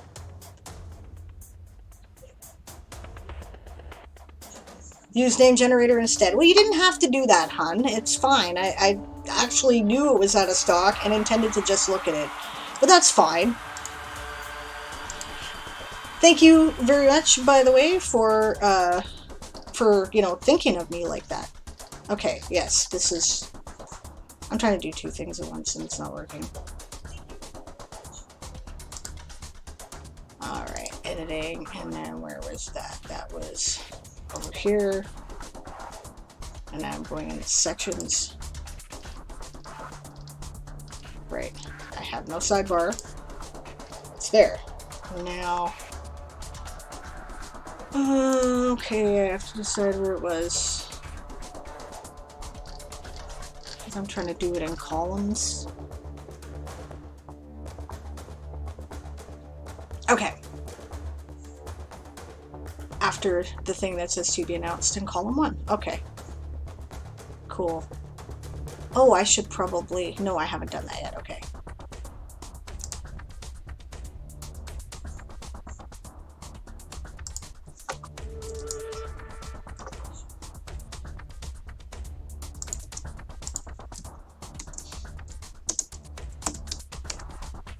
There we go. When you get to it, and I know it will be later, I would love to have enough information that I can delete the last 2 sentences. They're not really relevant, but they're pushing the article over 300 words.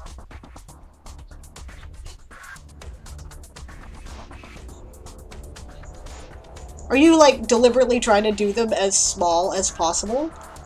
That's interesting. I mean, I wouldn't think about it too hard if it's pretty close.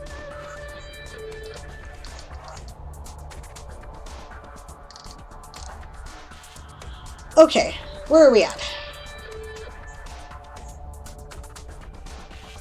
Oh, no, but this isn't an article. I have a lot of information. Oh, I see, and you think this information isn't really relevant, but you need to add more or something?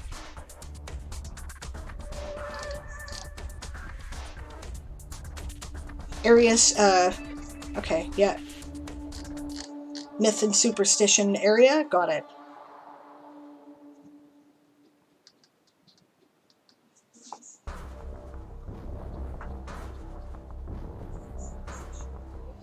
All right.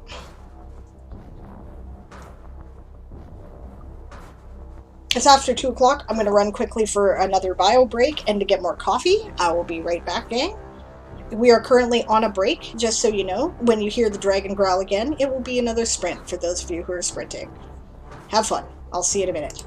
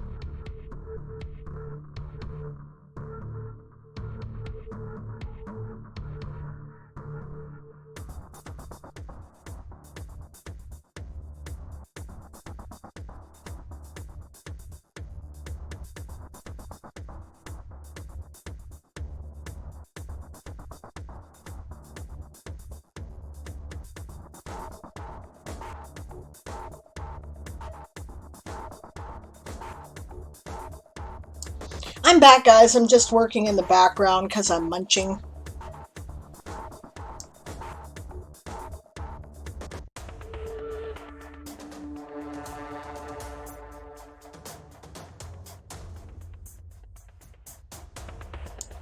And welcome back, Macaro, and hello, Mrs. Macaro. I like your idea for an article there, Bob. Holiday where people flock to a village and go out on boats to hear the wailing spirit, which happens to be a real banshee? That's cool.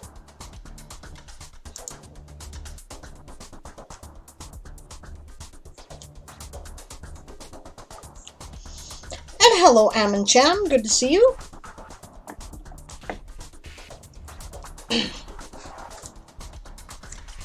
Alright, let's go back to the main screen here. I'm done mentioning for now. Oh, wrong one. There we go. Aw, man, I just restarted the sprint timer. Oh, well. Okay, we're gonna do the sprint timer, and then we're gonna look at Esong's article. I'm good, Amoncham. How are you? Bob says, look for my Spirit Lake and Wailing Day articles. Okay, I will check that out. By the way, shout out to Dinosaur Bob. You should definitely check out his channel if you have not already. I know there's a couple people here who are new to the community, and they may not have seen RPG Dinosaur Bob's awesome channel yet. So we will do that. I keep spelling things wrong. There we go. He is a writer and a world builder, and he does stuff for RPG gaming content. So that may be of interest to Kitty, who came in earlier. I'm fine, thanks for asking. Well, that's good. Fine is okay. Fine is okay. Fine usually means, could be better, but nothing to overtly complain about, so...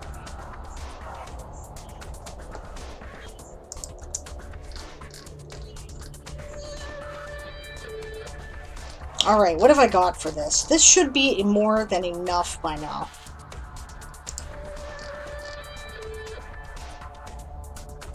Okay. Let's refresh this.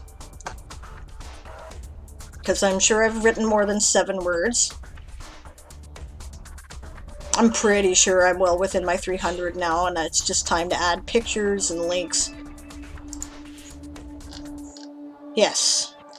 Eligible, but still a draft. That is what I figured. Mithro. Starfaring. Engines. Medical artificing.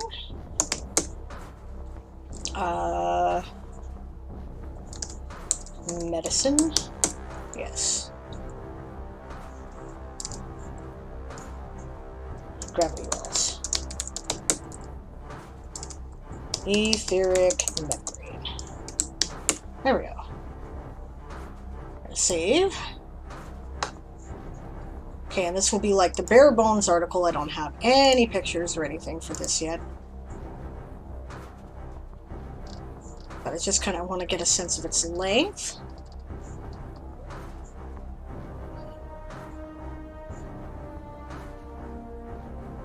Interesting. When did it start generating that?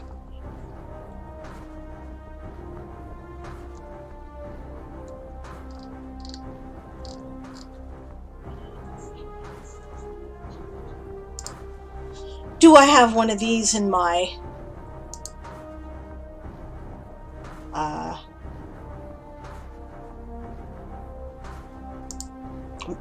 star metal article now? Let's see. Did I put an atomic weight?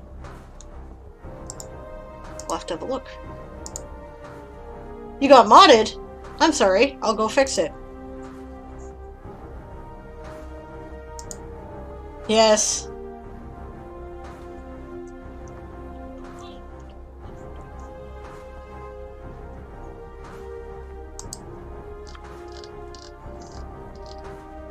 Interesting. No, I do not. Why do I not have that?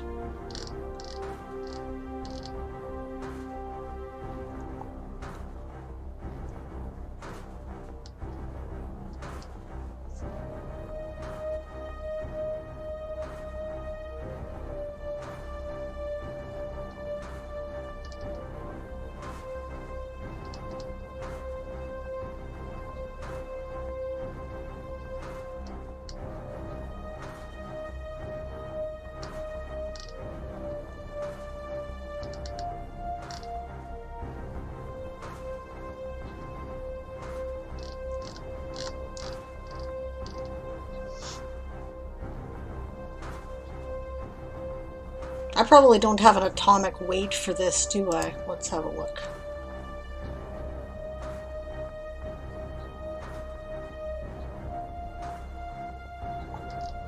I like things to look similar.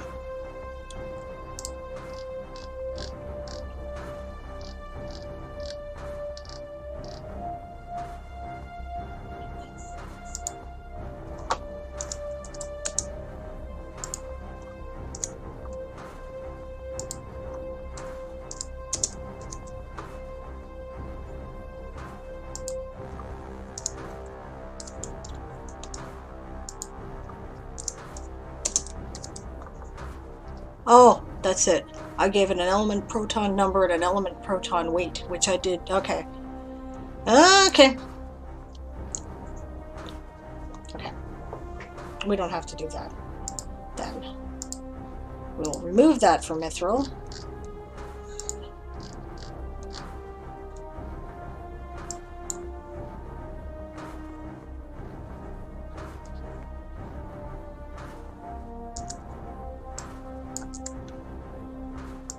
Let's try that then, because I don't want that if that's not going to be present in everything that I do.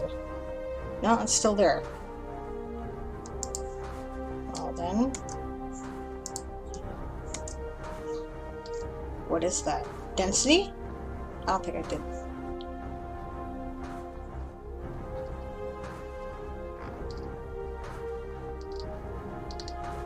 Oh well. Whatever! Okay.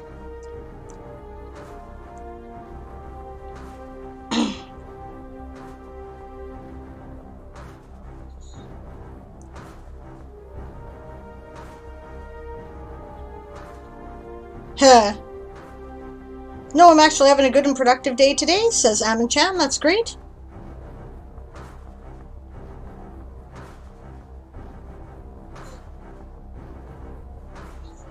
That's hilarious, E-Song. I'll read it in a minute. That's cool.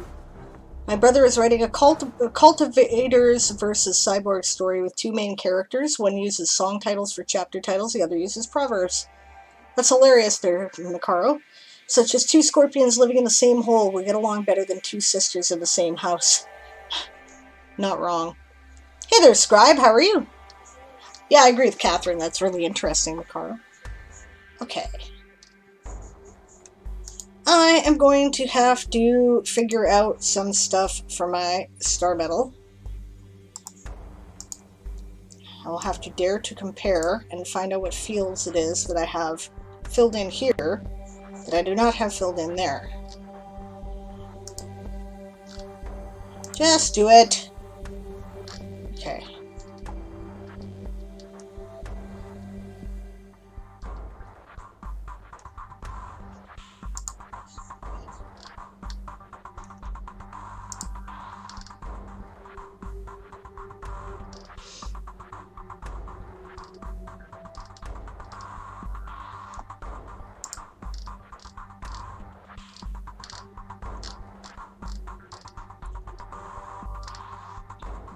It must be because I gave it an element abbreviation.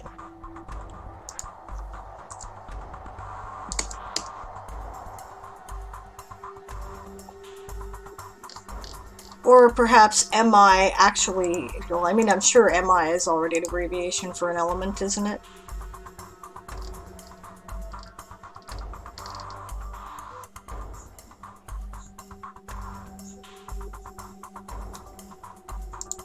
Yeah, that's what it is. Okay. Well, good then. I don't need it, and I'm going to get rid of it. Because maybe they don't use that technology in that world.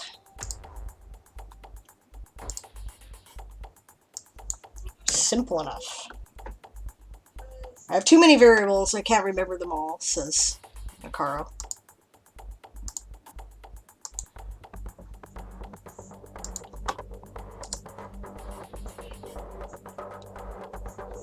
There we go. Gone.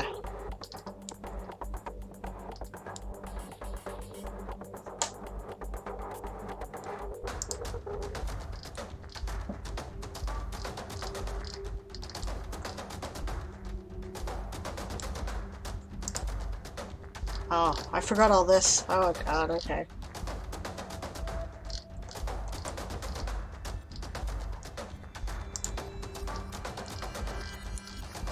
Do I really need any of that now? No, I don't. Do not require any of it.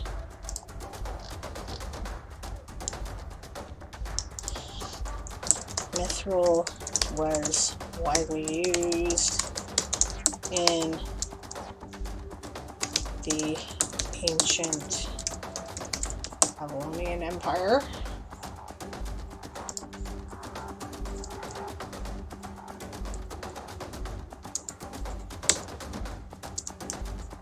And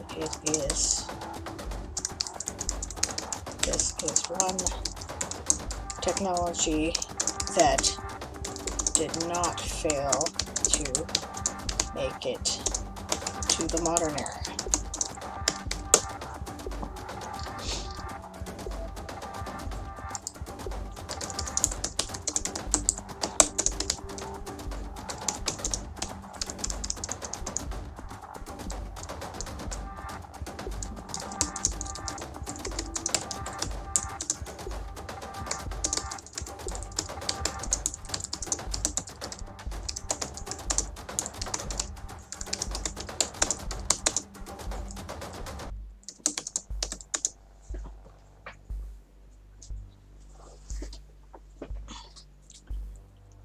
Can I check how many words you declared before you left? Yes, I can do that, I think.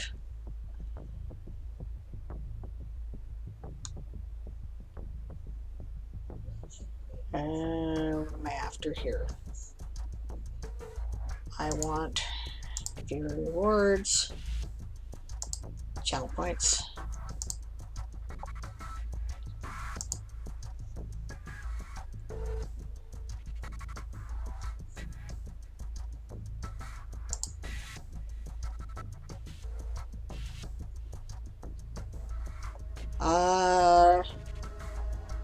Makaro, you're a Lapin, are you not? Yes. Okay, so your last redemption was for 167 words.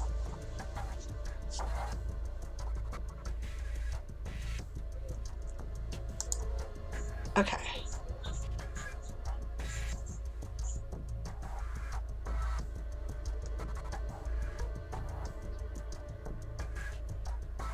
Ha, that's hilarious.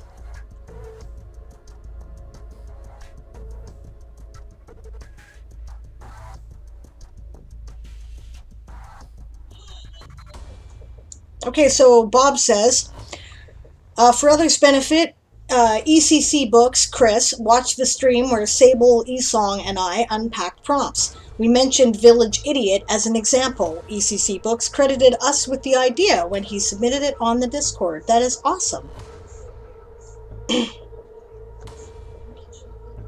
Feel free to drop the link in the chat here, guys, so I can have a look. I haven't seen it yet. When encountered Mithril as one of the coin denominations commonly used in known space.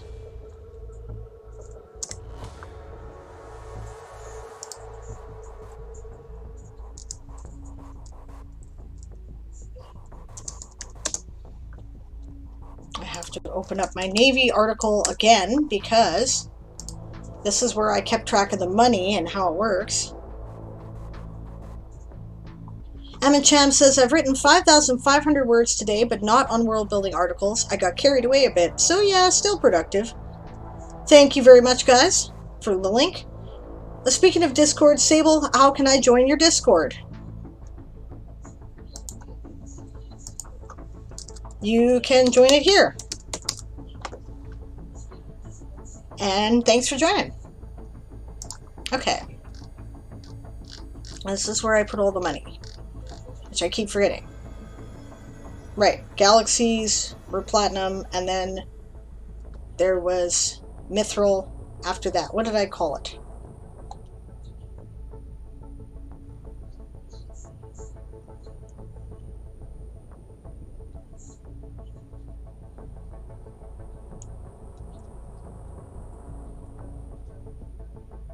There it is. Nebulae. Okay.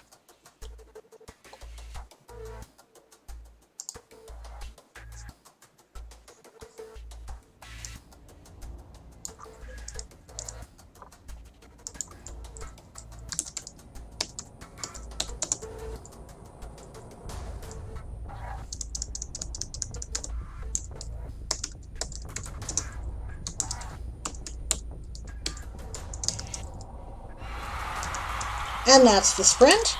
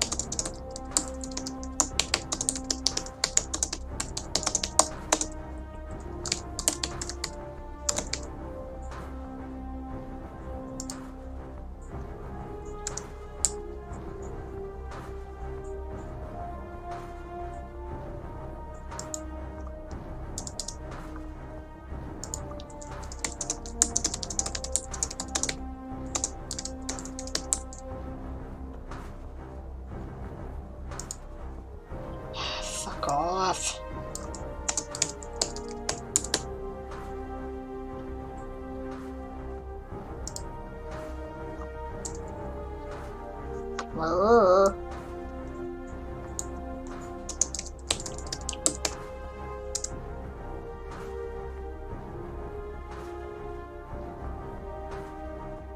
Lately, this is not being very cooperative.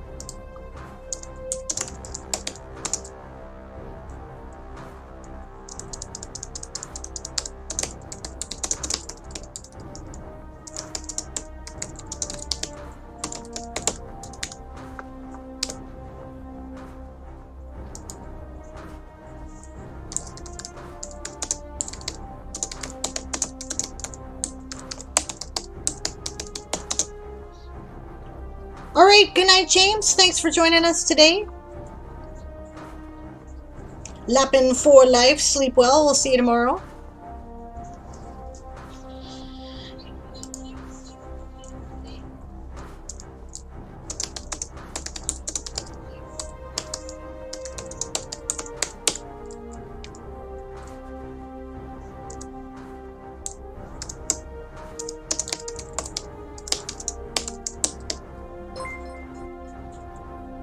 Oh, hello, Laura. Thank you very much for the raid. Welcome.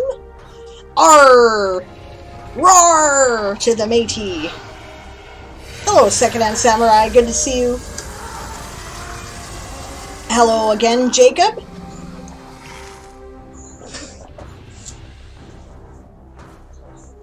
I hope your stream went well. I assume you guys are working on summer camp too. 156 words for the Warren from Mikaro. Thank you very much.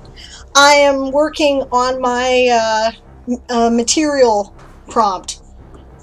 The trade good. Booyah! I made my goal of 15 articles. Woo! Good job there. Congratulations, Mikaro. Excellent. Excellent. We're about to dig into a very brief showcase. Oh. Oops. Something got blocked there. Alright, and there's the village idiot. I'm not going to promise to go over the article. I just wanted the link so that I could, like... I love the picture. Good choice there, Chris. Not that Chris is here. Okay, but first we'll go over Esong's article as requested. She wants to get rid of the last 2 lines and wants to find ways to give more information in the rest of the article. Here is her link, so that if the chat wants to help out, they can.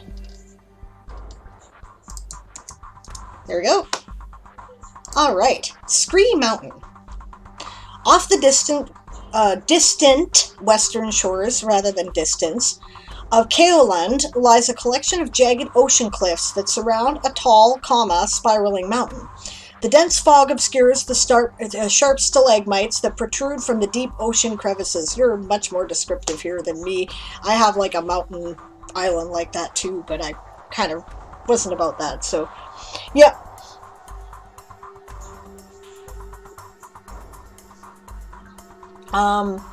Which I like.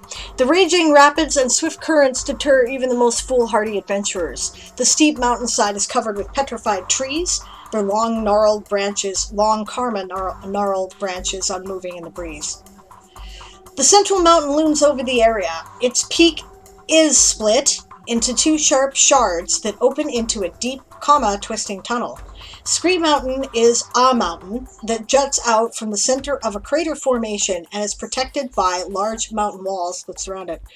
You've already used mountain there. I might use large cliff walls because you used mountain twice in the sentence or twice in the paragraph already.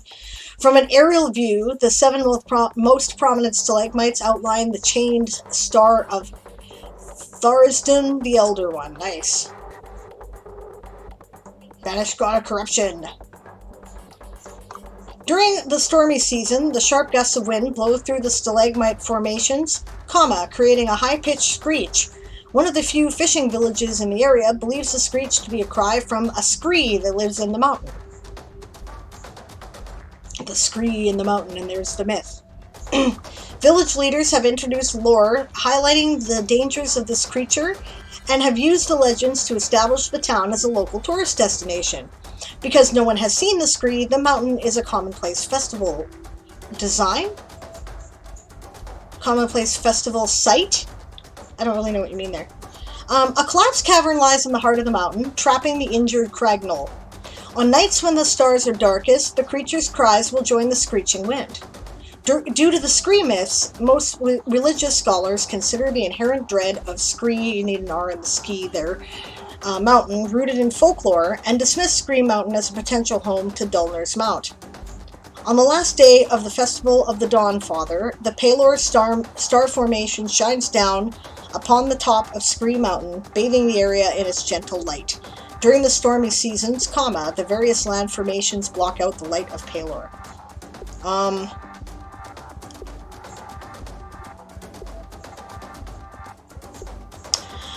I don't know why you would want to get rid of that.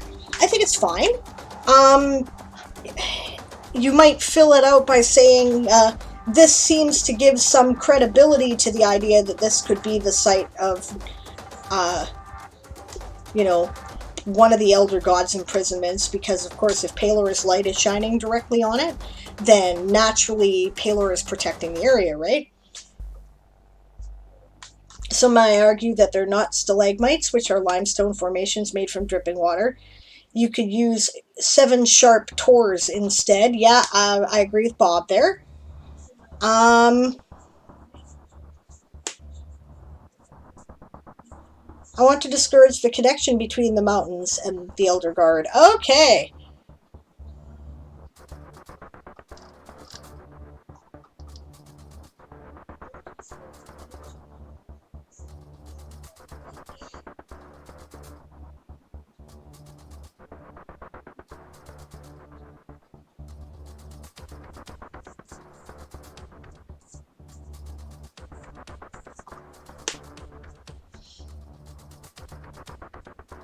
Let me think.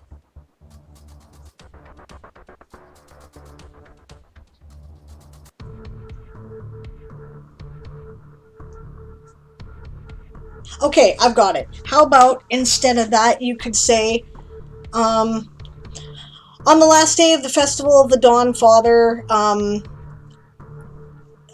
a few straggling Pelor cultists or whatever are often seen praying towards the mountain, and say nothing more than that, but then use a spoiler button and put this information in there, right? And then that way you can tell your players not to touch it, right?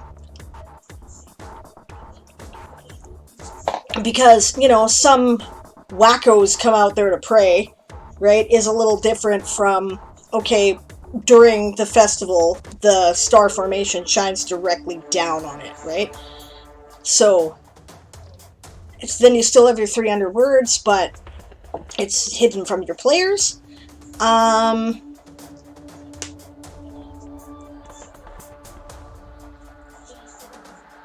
Let me see. How about babble about, like, I think your information here is pretty, you've got what you need, and but maybe have like a section, like you could use it as a sidebar or a box or something, and then talk about how every year you know, people try to climb this mountain either to, you know, gain the powers of darkness or to fight enemies, right? Or whatever, you know, yeah, quotes or like featured content boxes, you know, like you'll have the boxes in a, like, you know, solid color box of text that's in a gaming book, right? And that's usually some interesting information that may or may not turn out to be an adventure seed in a flavor book, or it could be things like, you know, a specific ability they want to highlight when they're dealing with class. You know what I'm talking about. Like in a, yeah, right? You could put that, right? And have something about how, you know, wackos climb it every year and fall to their deaths. You know, there's some persistent rumor that if you go there and make a sacrifice, then the powers of darkness will invest you with their, you know, evil strength to destroy your enemies or something like that, right? And then, you know, you could say whether or not there's any truth to this rumor is a matter of speculation, right? I mean, the point of this article is, right, geographic landmark wrapped in myth, legend, or superstition. So the more information you can give about the superstitions, the better off you are, right? So, yeah, quotes might work, right? Yeah, I would either put this in like an allowed box or a container, right, is what I would do with what I'm talking about, so that it stands out. Yeah. These rumors are highly contentious. So, exactly, right? Yeah. I hope that's of some help. I am hearing no response, so I don't know if that works for you. If the rest of the chat has other ideas, that'd be awesome. Also, I like this. This is cool. There's about 3 or 4 different legends here that could be fun to pursue as a player.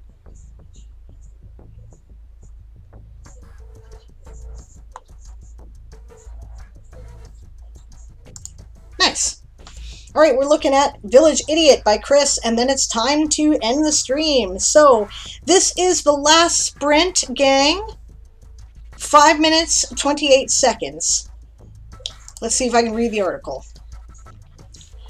Village Idiot by ECC Books. I think it's recently in the chat, but I'll put it there again. Trying to capture inspiration, as you were mentioning. Okay. Okay, that's cool. I just wanted to make sure it wasn't like falling into a well of nah. So I don't know if I was helping or not. Okay. Village idiots play a critical role in the governance of the three cities of Nunia. Loose alliance of city-states. Chris needs a better name of his universe than that. Okay. Yeah. Okay. But, selected by the town council in secret, the village idiot of each free city is the person to whom Nunians turn in times of trouble. Whenever a town meeting is held, the council listens to every citizen who wishes to speak, but it is the idiot to whom they listen most closely. Because the only true law in Nunia is to do the opposite of whatever the village idiot recommends. That's clever. None of your business. Yeah, it's none of your business. Ha ha ha, nice. Hey man, I do showcases that I give feedback. That's one of the things that I do. I just don't think it has a ring, right? He's looking for ways to market, and I just don't think that's catchy, personally. I don't know if you guys disagree with me, that's fine, and he can name whatever, anything, whatever he wants.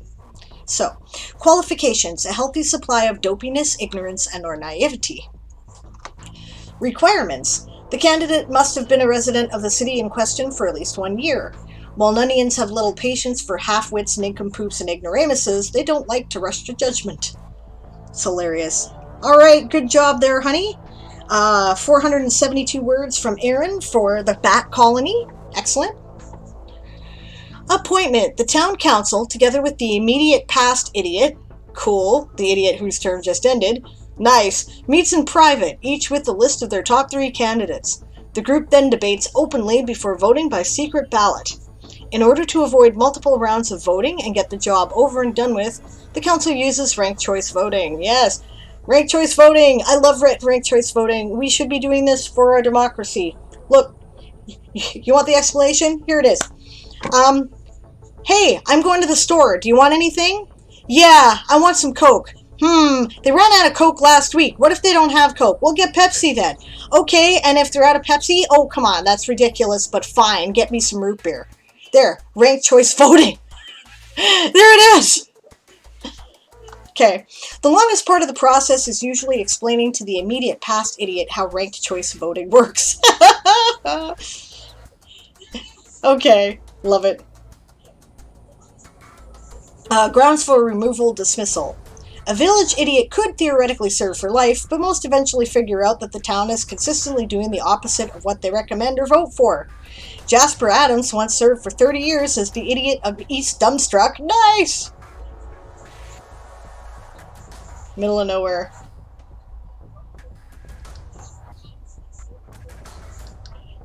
Okay, that's hilarious. I like it. But even he ultimately figured it out. Once the idiot realizes that they are the idiot, they approach the council to select a new appointee. As a prize for figuring it out, the now immediate past idiot gets to pose in a big boy chair with the town's dunce cap upon their head. Most are good-natured enough to sit for the portrait, but Enoch McCourtney of Kelmsdale tossed that township's cap into the nearby Chelmer River after his first term in office. Neat. His, her, their royal dumbness, the king of stupid.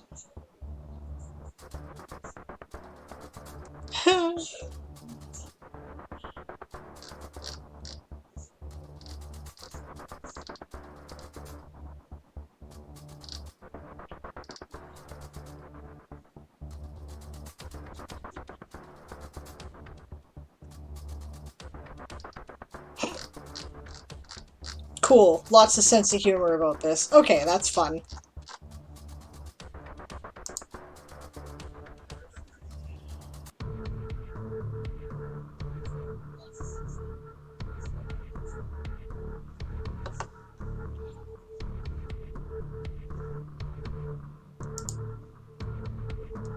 Alright. Yeah. Love it. Want more of it in our government elections.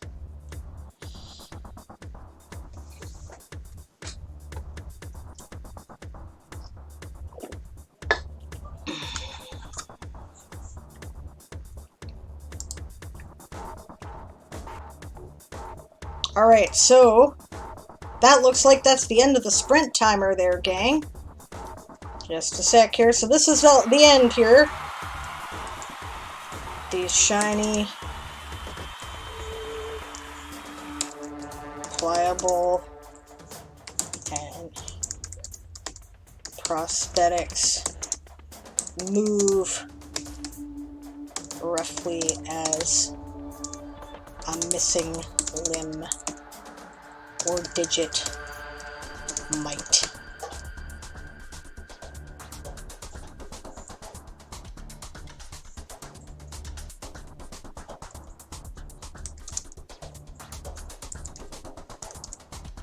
But are as durable as steel.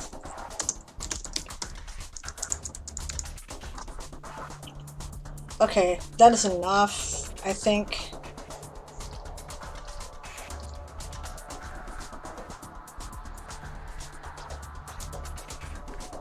Alright.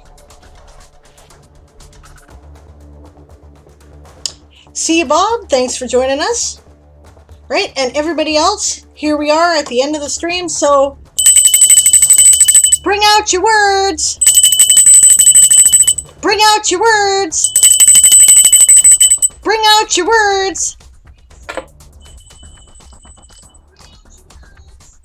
I'm going to take my own advice.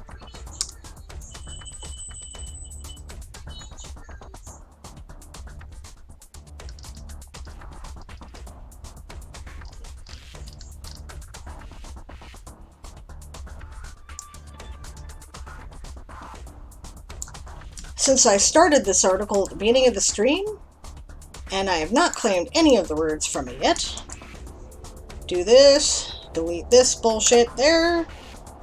Nice! That might be my best in a stream yet for this tourney. Wow, I heard the bell echo. That's because Aaron is watching me in the other room, which I appreciate. There! Take that!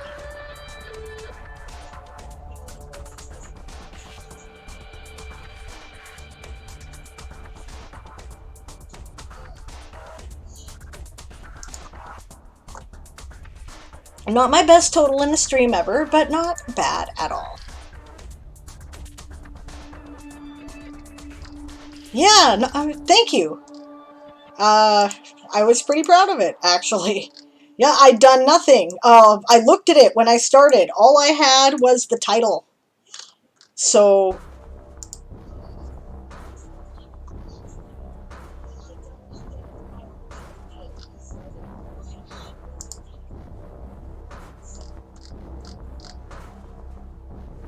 Alright, I'm looking for design here. I could submit this article now.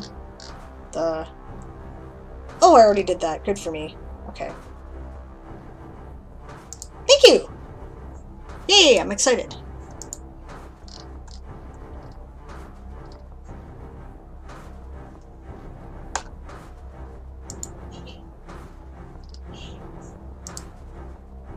Alright, so is everybody done reporting their words before we head off?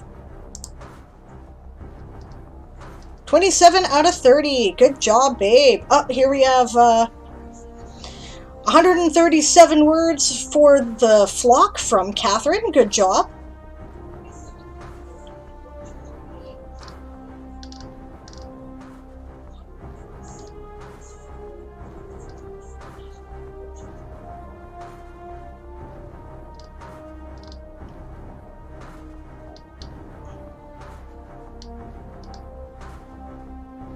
I set out the last sprint. Fair enough.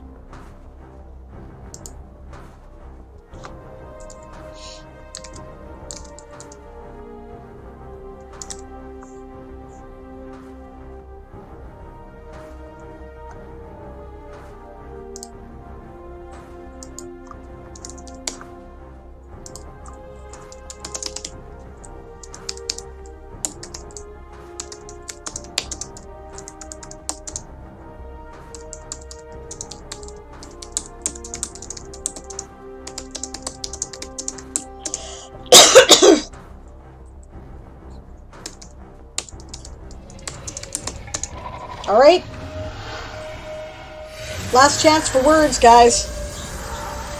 Tend to use it in religious and state ceremonies. They believe it is a gift to them. The more religious.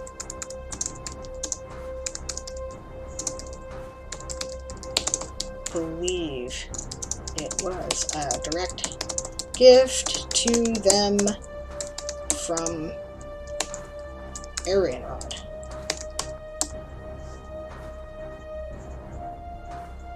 Lady of the Stars. Okay. And now we'll do that instead. 35. Okay. I'll assume everybody has their words in then. And who's up? I guess I'll check.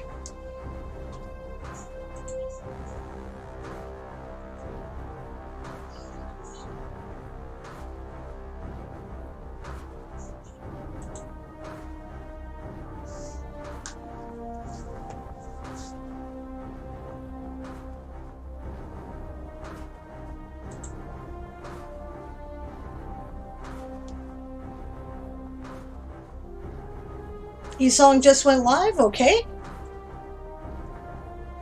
The political commentary in the chat is funny, but I'm not going to comment at the moment. Yeah, Pride's still up, that's good. E-Song just went live, that's good.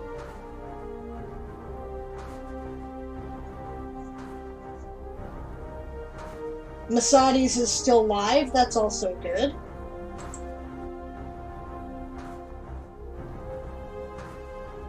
Well, guys.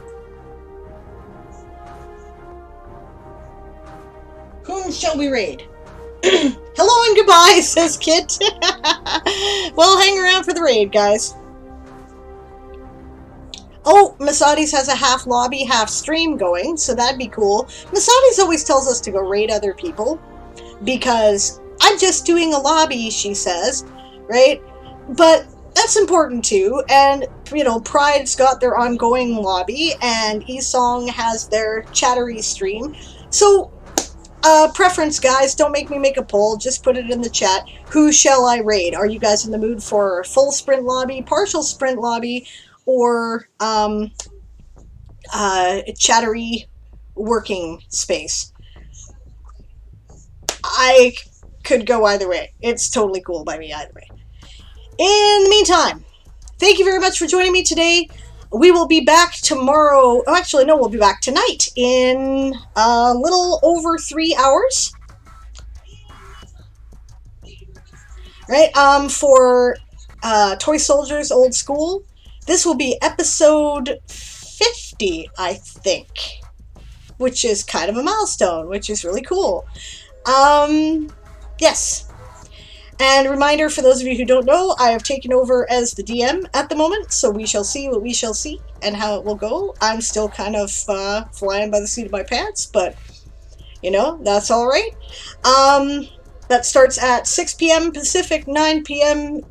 Eastern. Use my brain. 1 o'clock in the morning UTC. No, that can't be right. Yeah, it is. Hold on. 6 and 6, 12. Yeah. 1 a.m. UTC, which is 2 a.m. in the UK. And...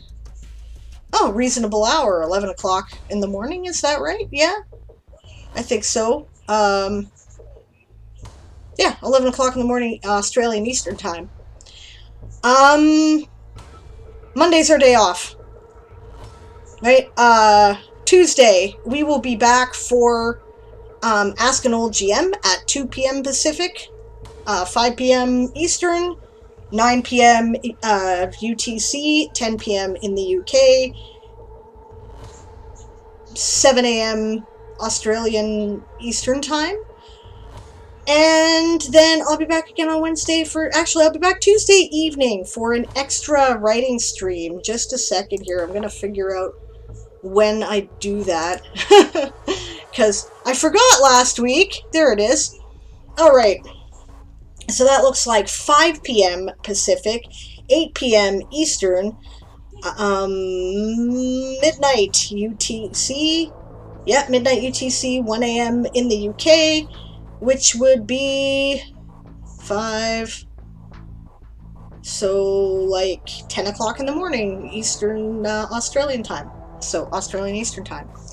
Yeah, so that's what we got coming up. Thank you very much for joining me today. We have overwhelmingly supported Esong here. Congratulations for hitting your gold kit. That's great. Good work. I'm working on it. I'm working on it. I might get silver now. I forgot to change the time on the stream there.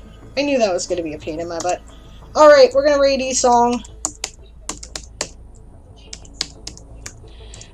Don't forget that the raid shout is prepare to be boarded because we are the Sable's privateers, and if you are playing the Game of Tomes, then feel free to shout your house motto. And thanks for hanging out with me and writing with me today, guys. Also, thanks for the cool showcases. See ya! Bye!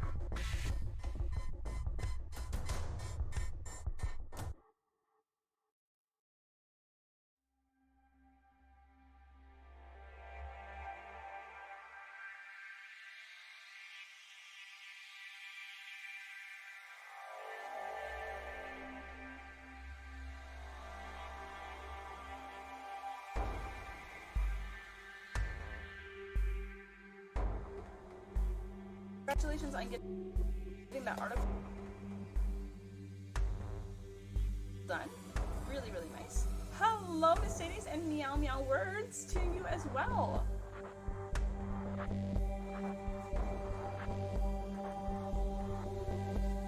Oh, I feel like first sprint for you, final sprint for me for the day. Ha! First sprint for like this right now, to be fair, Melody. I've had several sprints today. I think I'm going to... This seems like I should just do this. Okay.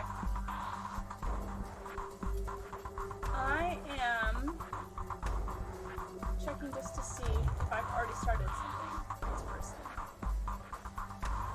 I'm gonna do my highway person. Alright. Thanks for stopping by.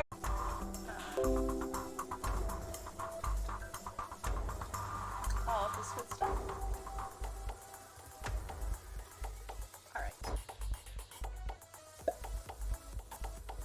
This person should be in Thornhill.